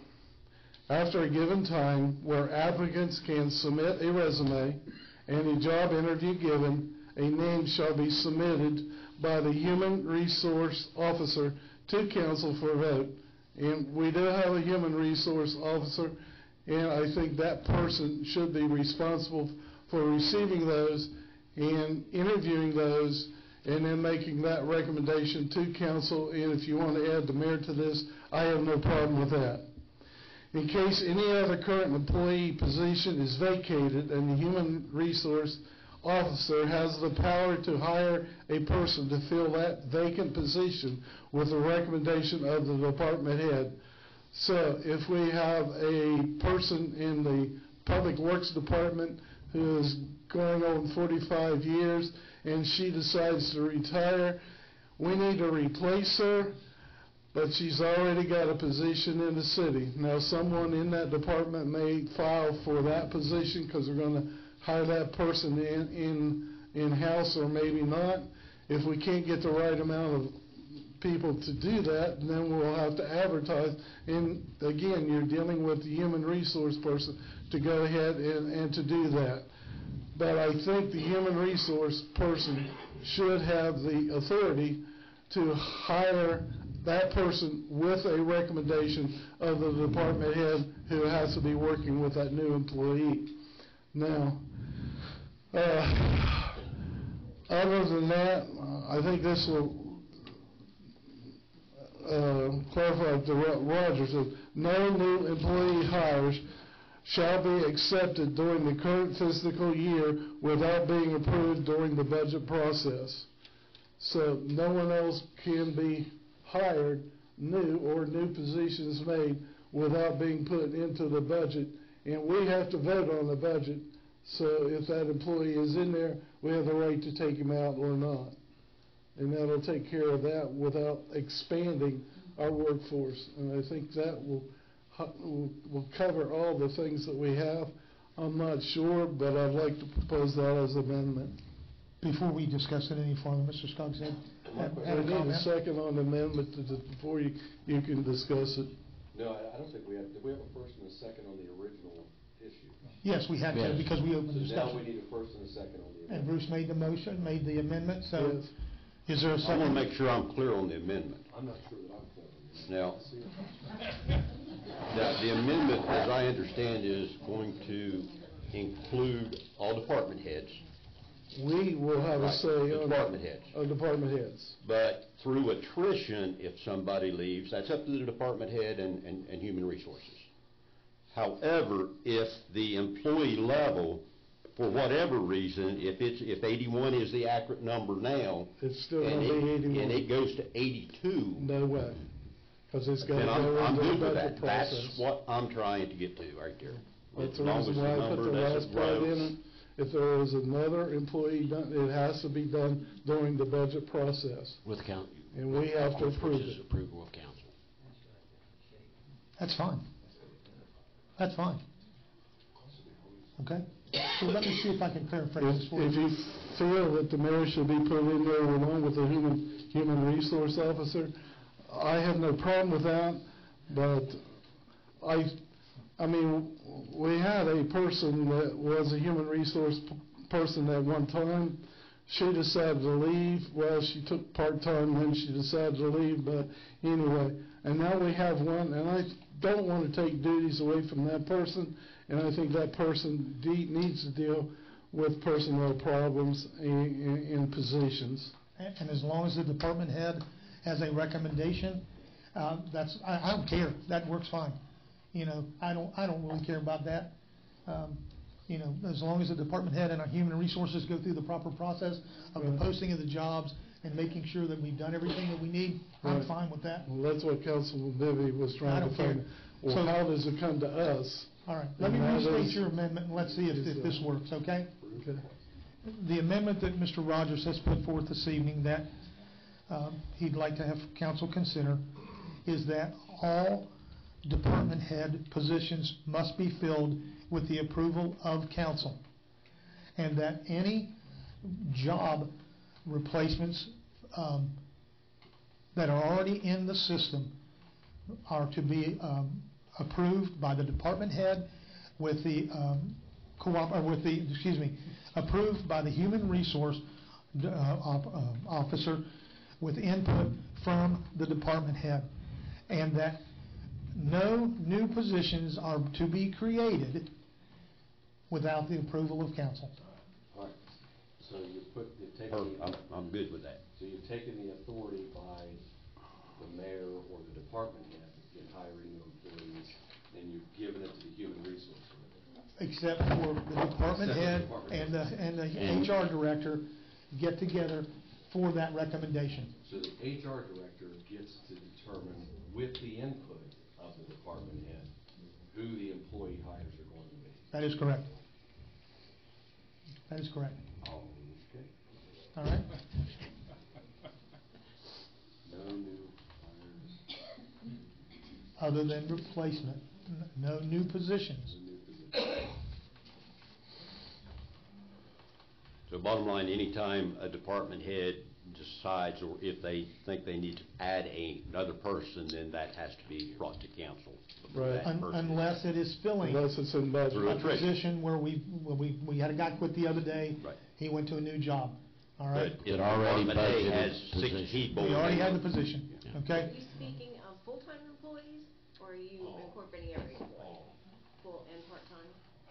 Well, I know that as far as the police is concerned, it's a civil service and it's an entirely different thing. Well, So I'm leaving them out, or should leave them out. I don't know how we can do that, but after that, yes, I'm talking about all employees, but I'm not talking about the police department because that's civil service. Well, and remember, this is first reading. Once Kathy prepares the minutes and you see the actual way the wording is, if we need to tweak it at the next meeting before it actually goes into effect, we can do that. All right? So, all right, Russ, would you review that for me if you have it correctly? Yeah, these are the notes that I've taken for the amendment, and I'll put it in the form of an ordinance. Sorry. For all department head positions must be filled with the approval of council. Any job replacements already in the system must be approved by the HR director with input by the department head. No new positions other than replacement positions can be filled or created without the approval of council. All right, so we've taken the authority of hiring employees from the mayor in consultation with the department heads, and we've given it to an appointee of the mayor approved by council to fill the positions. I'm okay with that. I honestly Okay. don't care. I just want to make sure we all Okay? understand. I don't care. Okay, yeah. All right? All right? So we have a motion and a motion and a second to amend the original ordinance on first reading. Does everyone understand the amendment? All right? Yes. All those in favor of the amendment as presented, please signify by raising your right hand. All those opposed? Okay, motion carried. The amendment carries unanimously on first reading. Yeah. All right, so now we go to the ordinance on first reading. And Amended the ordinance. amended ordinance. Be it ordained by the common council of the city of Vienna that it shall be wholly reserved unto the Common Council of the City of Vienna the authority to review all department head appointments, and that the hiring of replacement employees be delegated to the HR director with the input of the department head, and that all new hires, not replacements, be approved by council. Does that make sense? Yep. When we get it, we'll get Russ to clean it up a little, make it flow a little better, okay? But that's it, all right? Those are the keys. Are we good? All right, first reading only, all right? All those in favor of the ordinance on first reading, please signify by raising your right hand. All those opposed, same sign. All right. Can I ask one question to council? Would it not be easier just to put a number of employees in the city and say you cannot hire any more than X number of full-time employees without approval of council? Anyway, let's move on. Thank you.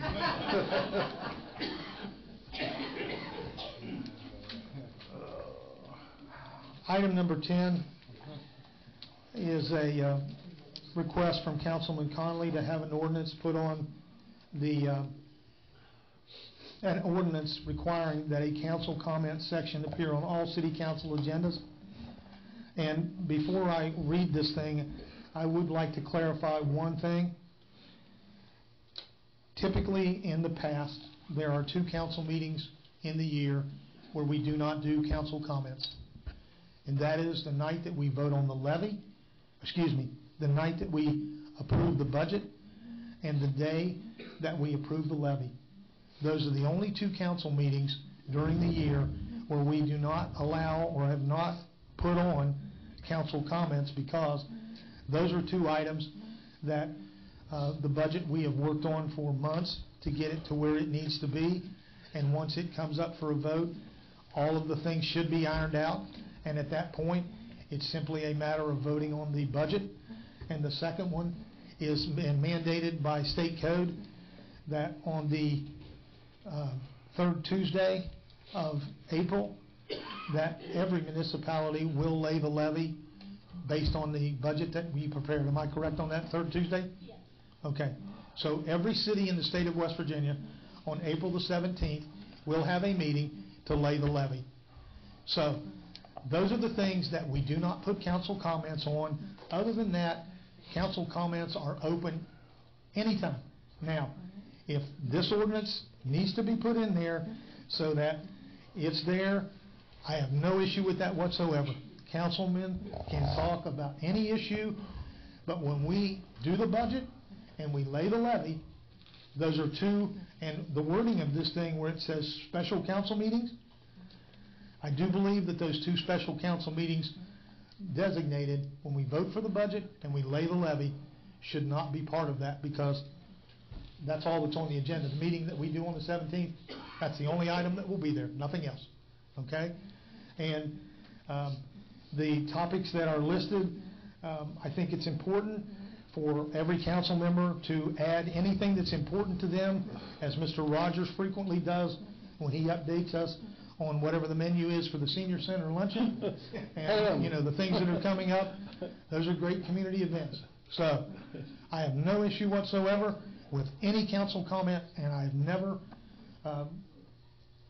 been in favor of anyone that wanted to speak as a council person not having that opportunity to ask for something to be put on or whatever. All right? I'm fine with those 2.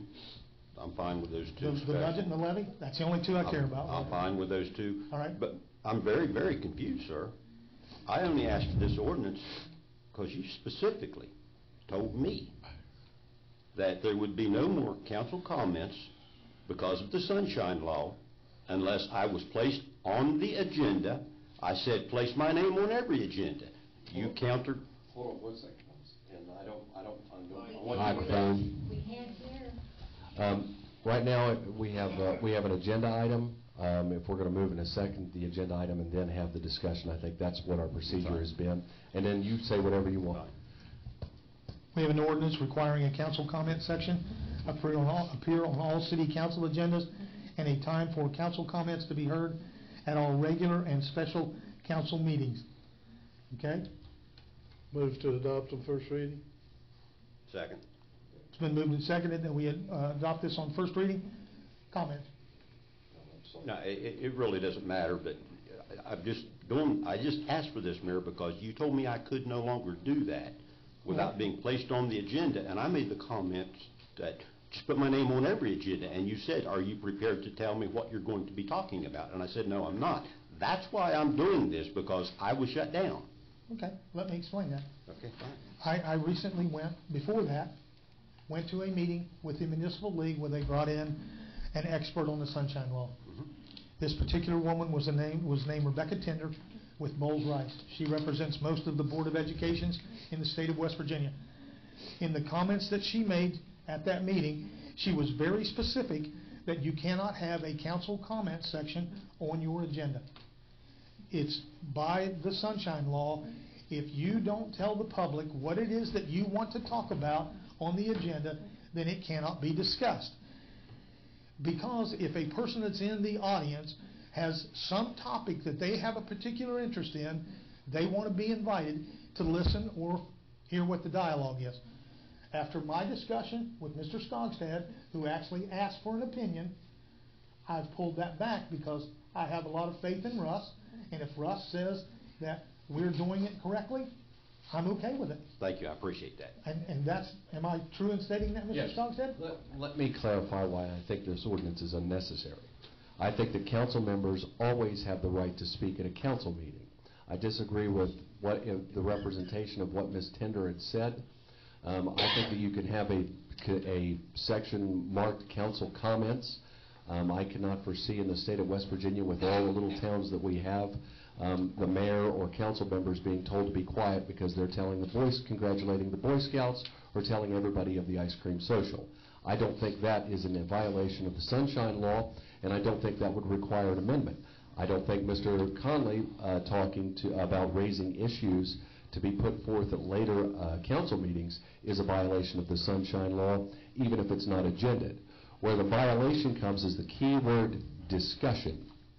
Council cannot engage in a discussion of an actionable item. Now, for years, I've tried to be careful to cut council off when they start engaging in discussions, because the item or topic that they're discussing should be agended because it's something that council might take action on at a later date. But to say that Bruce has to be on a agenda to tell you what the specials are going to be for lunch, I don't think I agree with Ms. Tender that is a violation of the Sunshine Law. For Mr. Conley to ask for an item to be placed on the agenda at a later date, I don't think that's a violation, just the same as any other council member. I think that that's something that should be allowed at every council meeting, special or regular. I've informed the mayor of my opinion, and again, my opinion is just an opinion. Until a judge tells me otherwise, I'm going to think I'm right. Well, and your interpretation also coincides with the interpretation of the Attorney General's office and the Ethics Committee, which I did speak to. To be fair to everyone, I think what we had at the last meeting was just a little misunderstanding, and everybody's been a little bit sensitive this year, and, so that's where we're at. Any further discussion? The ordinance on first reading requires a council comment section to appear in all city council agendas and a time for council comments to be heard at all regular and special council meetings. I would like to amend that before we vote on that, to exempt the two special meetings where we lay the levy and we approve the budget. I'll second that amendment. All right, any discussion on the amendment? All right, then all those in favor of the amendment to exclude those two council meetings, please signify by raising your right hand. All those opposed, same sign. Motion carries unanimously. So the ordinance on first reading will add those exemptions for the special council meetings to include those two.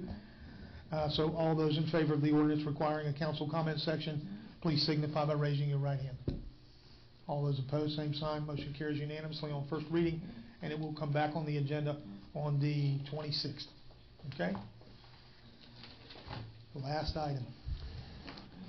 Number 11 is an ordinance on first reading adopting rules governing the public comment portion of the Vienna City Council meeting.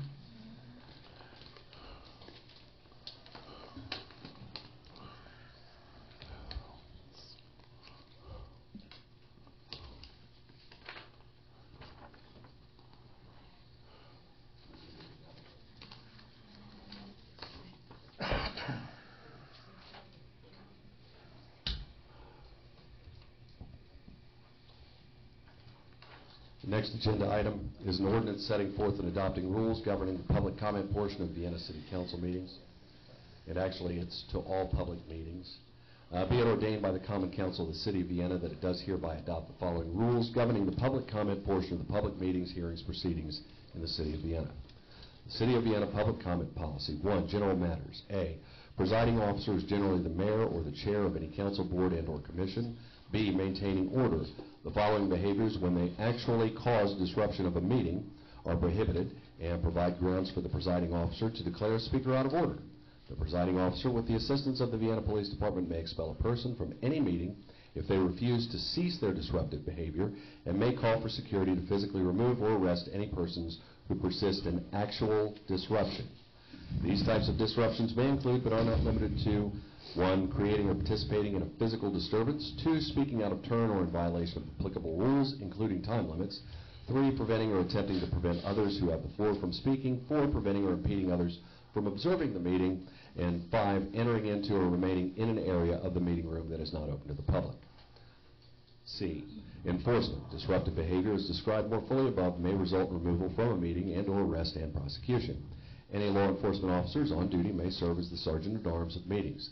The sergeant-at-arms shall carry out all orders and instructions given by the presiding officer for the purpose of maintaining order at public meetings.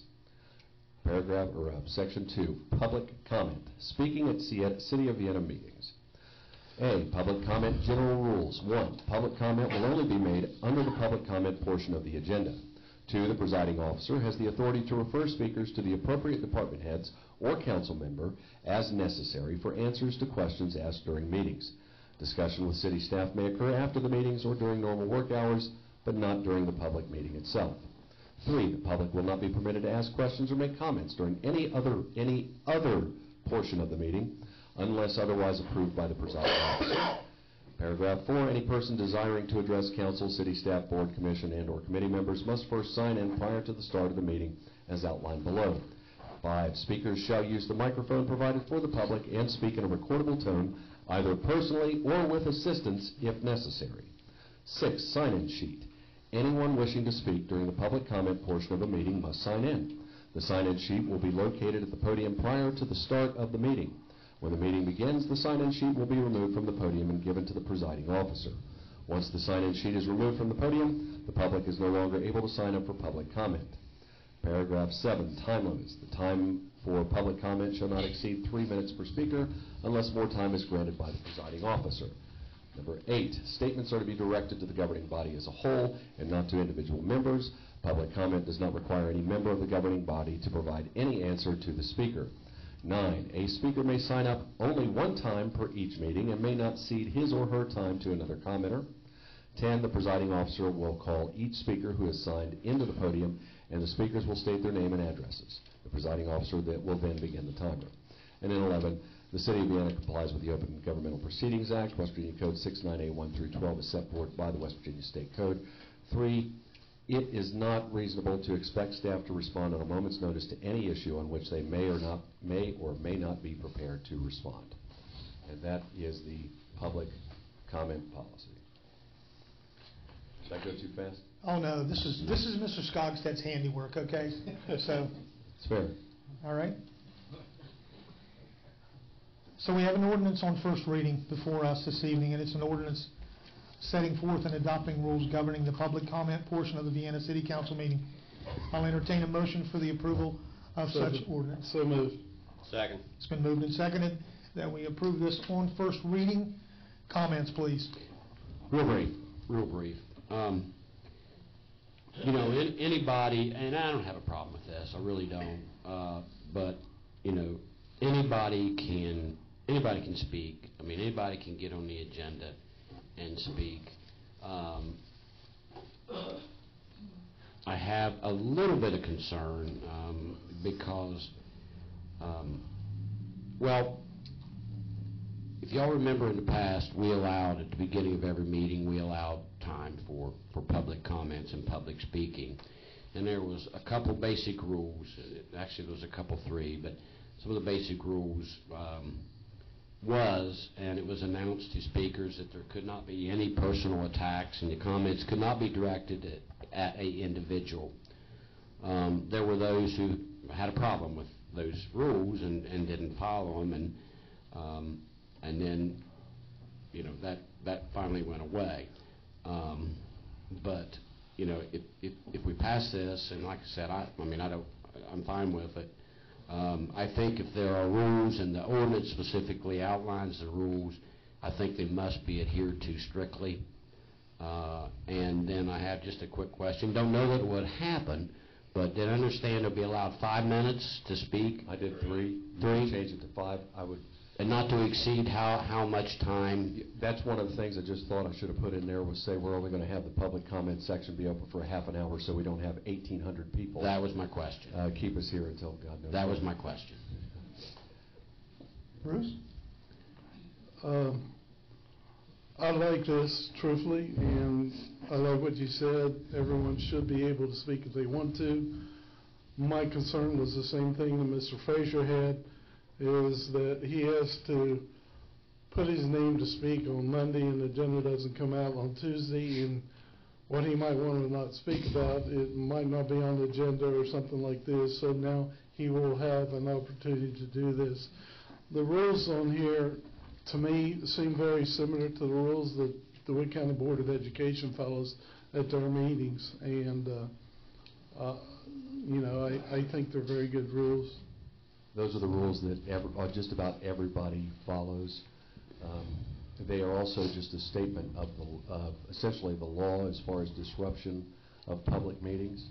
If I could have just one last comment before you make your decision. This ordinance is unnecessary. What it does is it limits council's authority, because council could put the public comment section on the agenda. The mayor could put it on the agenda at any time. What you have done is what you would do in passing this ordinance is create a requirement that the public comment section be there, and that's fine. But council already has the authority to do this when they set the agenda. The second thing is all of the rules that are set out in there are all the rules that we've already always operated on, with the exception of the time limit. I've never actually set a formal 30-minute time limit. And lastly, with this ordinance in place, some people have said that not having a public comment is a violation of your First Amendment right to freedom of speech. I would point out that it is not a violation of your First Amendment right to freedom of speech.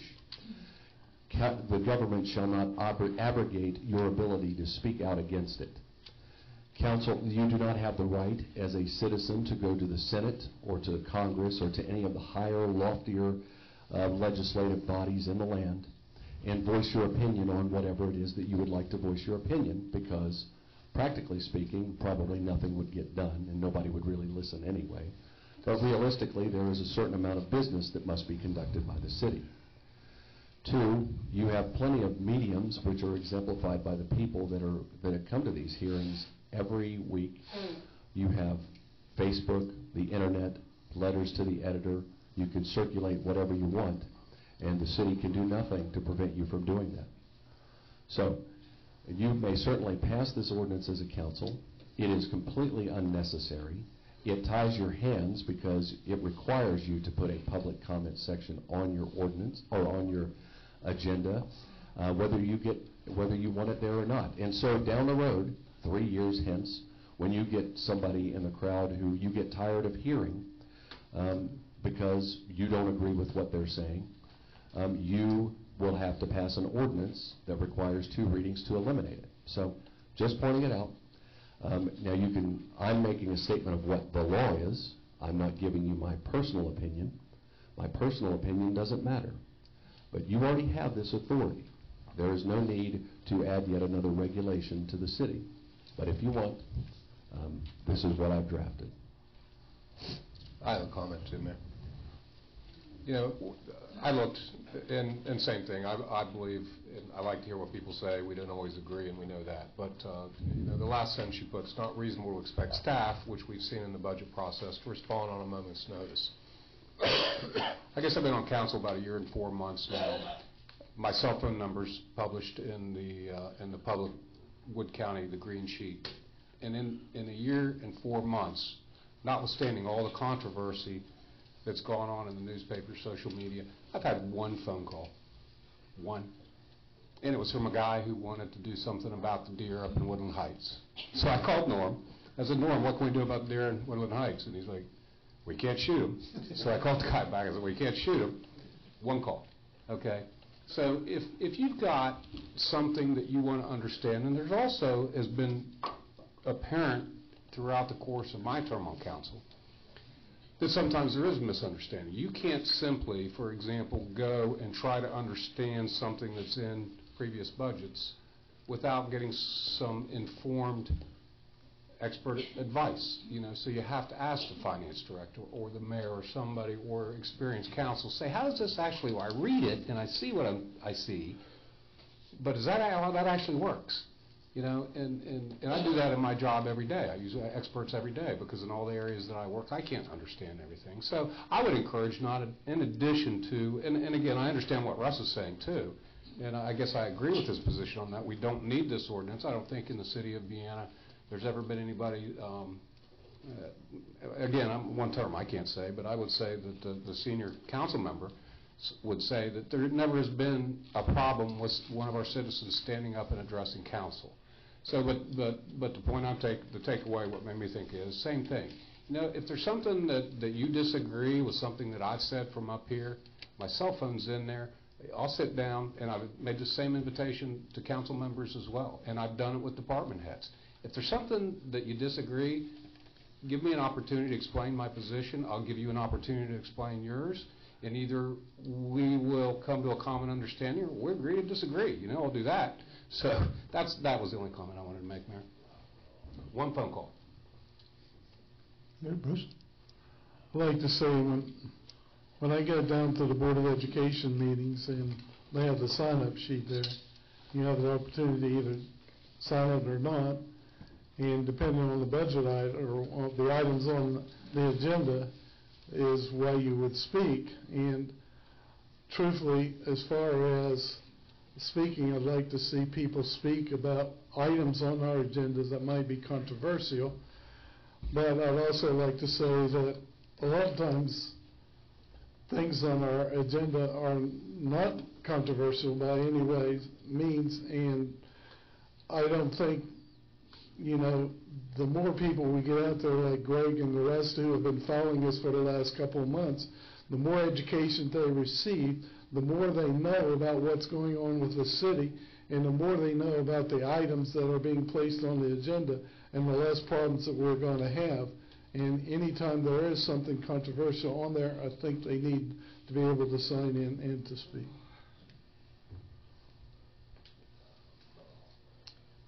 My only comment regarding this ordinance is, in the 13 years that I've sat at this table, I do not know of one incident ever that someone that wanted to address council was not given the opportunity to speak on any topic.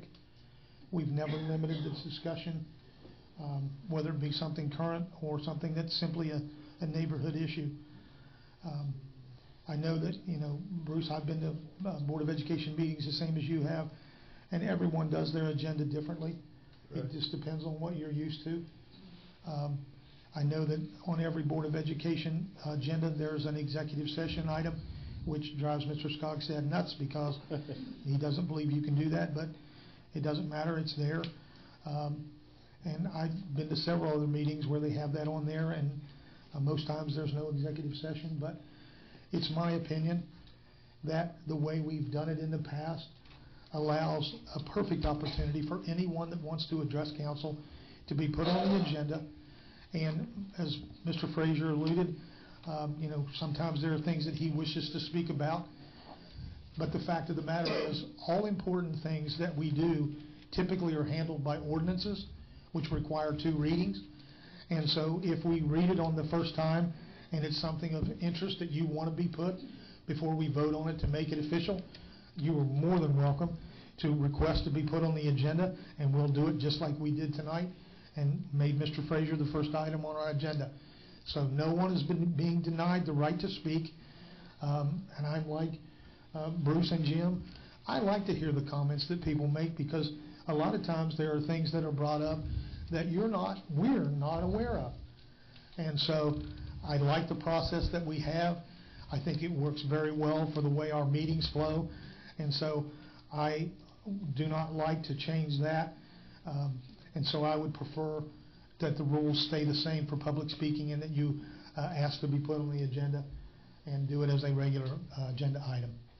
I disagree totally. I believe that just makes it too difficult. You know, people have a tendency to get busy, to forget to pick up the phone, to call the recorder.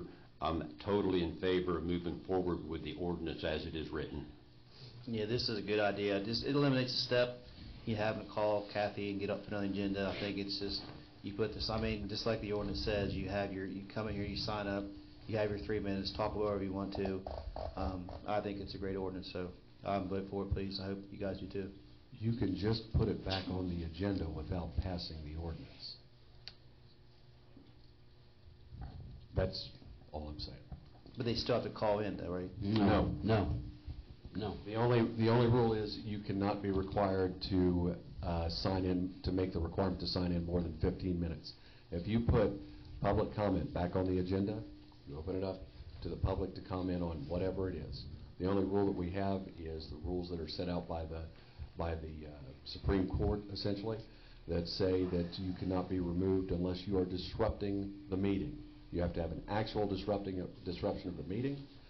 There have been cases where individuals have gotten up and gone so far as to give the Nazi salute in the middle of a meeting, and the Supreme Court found that so long as the Nazi salute did not disrupt the meeting, that was constitutionally protected free speech. You can do this without an ordinance, but What happens if 6 months down the line, there's a decision made that, well, we're going to go back to the way we was, we're no longer going to do this sign-in sheet, we're going to go back to the call-in? What's to keep that from happening 6 months down the road? I'd like to decide it officially, Roger. I don't like these gray areas, okay? I've stated my position, you've stated yours, the other council members. You know, that's the beauty of this. I agree. There are 7 of us, okay? I agree.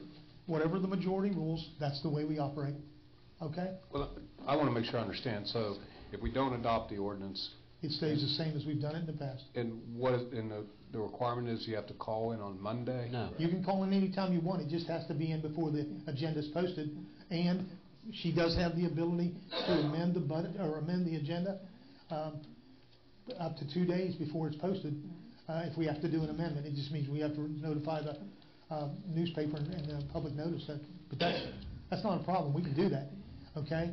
But Well, I think Mr. Frazier's concern was you had to get your name on the list before you knew what the council agenda was. I mean, I want to make sure I understand this, because I got a problem with that. You need to know what the agenda is, I would think, Right. before you decide if you have something you want to talk about, right? I mean, it's a very simple process. We just have a sign-in sheet, they sign it, they hand it But to we you, do Mayor, it, and well, move that's what I forward. want to understand. We don't have a vehicle for people to see the agenda before they have to decide whether they want to comment? That's what he's saying. That's right. once the agenda's posted, okay, all right? Yeah. Then it can be amended, but as it is now, if you're not on the list before the agenda's posted, that's the way it is. But there again, I'm good with whatever. I'm a team player here. We'll majority rules, okay? What What if I agree with Russ and with you? But I think people need to know what the agenda is before they have to decide whether they want to comment, right? Yeah, Russ doesn't, I get it. Russ doesn't decide anything. But I want to make sure I understand too, what Russ was trying to tell us, actually for anyone to speak, it's not necessary to call in and get on the agenda. We can actually put public comments back on as a standing item on the agenda and not need an ordinance to do that. that, you know, we could have the sign-in sheet, you know, we can have some rules for them to follow, and they can speak. We don't need the ordinance, we don't need them to call and get on the agenda. Is that correct, Russ? That is correct. But if we don't have the ordinance, whether it's this mayor or the next mayor or the mayor after that, he can change his mind and take it back to the other way. And I want to lock it in. That's right. Well, the mayor couldn't do it himself, it'd have to be a vote of council because of. Is there a way of saying? I see what you're saying, if it's not in an Is there a ordinance. way of saying public comments, skip along a little bit, and then see sign-in sheet? I mean, can we do that as far as the agenda is concerned and not worry about this? You don't have to put a public comment on the agenda, you don't have to. Right, I understand that. You don't have to put you have to put a public comment portion on the agenda for people to speak, right? For the public to speak. You do not have to require people to submit anything as an agenda item. The only limitation you could put on there, unless you pass rules specifically saying otherwise, is you can't require people to sign up more than 15 minutes prior to the council meeting. Meaning you can't say, if you want to speak at the public comment on Thursday, you got to sign up on Wednesday by 4. You can't do that. You can't have it. You got to make it available at least 15 minutes prior to the meeting. All right, no more than 15 minutes prior to the meeting. Am I saying that right? You can't require people. You've got to allow people to come in 15 minutes before the meeting starts and sign up. But My other issue is, do we want to consider putting a time limit on the overall time we're going to use for public speaking, which was not in there? Yes. I think that needs to be in there. Well, and also, 3 minutes is not a very long time to speak. Last week when I talked about that, if you recall, Roger, I mentioned 5 minutes per speaker. 5 minutes, no longer than 30 minutes. Correct. Well, doesn't this ordinance permit a longer time if asked for the presiding officer? Yeah, but so that allows for that. right, whomever the presiding officer is can give you more time. But then I guess my concern there, Jim, would be, you know, if you make the exception one time and you don't do it the next time, then we're putting the mayor in the position that somebody's hollering favoritism. Oh, that would never happen. No.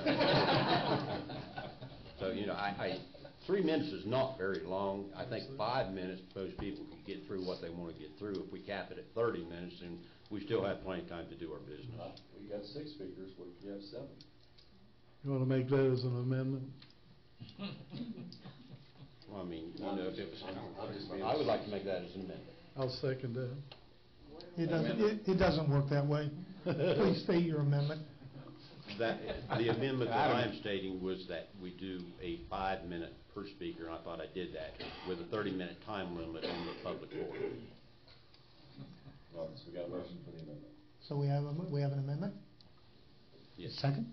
Second. Any others? No, we have to do one at a time. Okay? I did. It's been amended, it's been moved to amend the ordinance to increase the time from 3 minutes to 5 minutes with a limit of 30 minutes for the public comment section. Any discussion? I'm good with that. All those in favor of the amendment, please signify by raising your right hand. Okay, those opposed? I'm going to leave it the way it is. Okay, so, all right. Now, the ordinance as presented on first reading,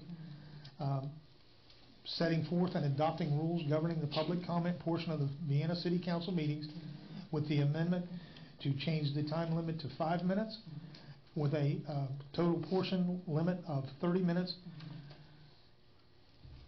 Does everyone understand the ordinance and the amendment? All right? All those in favor on first reading of the ordinance changing the rules and defining the procedures with the amendment in it, please signify by raising. Please let me clarify. You said just a minute ago, and I think I understand, I want to leave it the way it is. Are we talking about the sign-in sheet here, the ordinance as it's written? Yeah. Oh, my comments don't mean a thing, Roger. I said that. Okay. Right, no, we're back to the ordinance. So we're back to the ordinance as written? Yes, right. Okay, it's fine, it's fine. With the amendment that you made, I'm fine, okay. Just Okay. wanted to clarify. I'm not Yes. ready to make a decision on this yet. okay? It's first reading. All right? So it's the amendment as it's the ordinance as presented with the amendment changing the time and the length of duration. Correct? Correct. All right. All those in favor on first reading, please signify by raising your right hand. All those opposed? All right. Then it will be passed on to second reading on the 26th. All right, are we good? Council comments? I'll start. Just on this ordinance. I like I said, I agree with what Russ said, that when we put ordinances, I got on our ordinance website, we got a lot of them. And I'm not necessarily, if something's not necessary, I'm not in favor of adding it. I am troubled about people don't have the opportunity to understand what's on the agenda before they have the opportunity to comment. So that's what I'm going to be thinking about in between the first and second reading.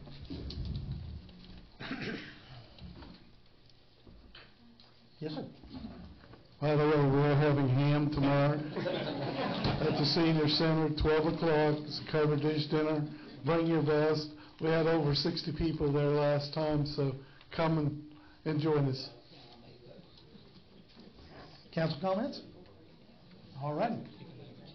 Meeting adjourned.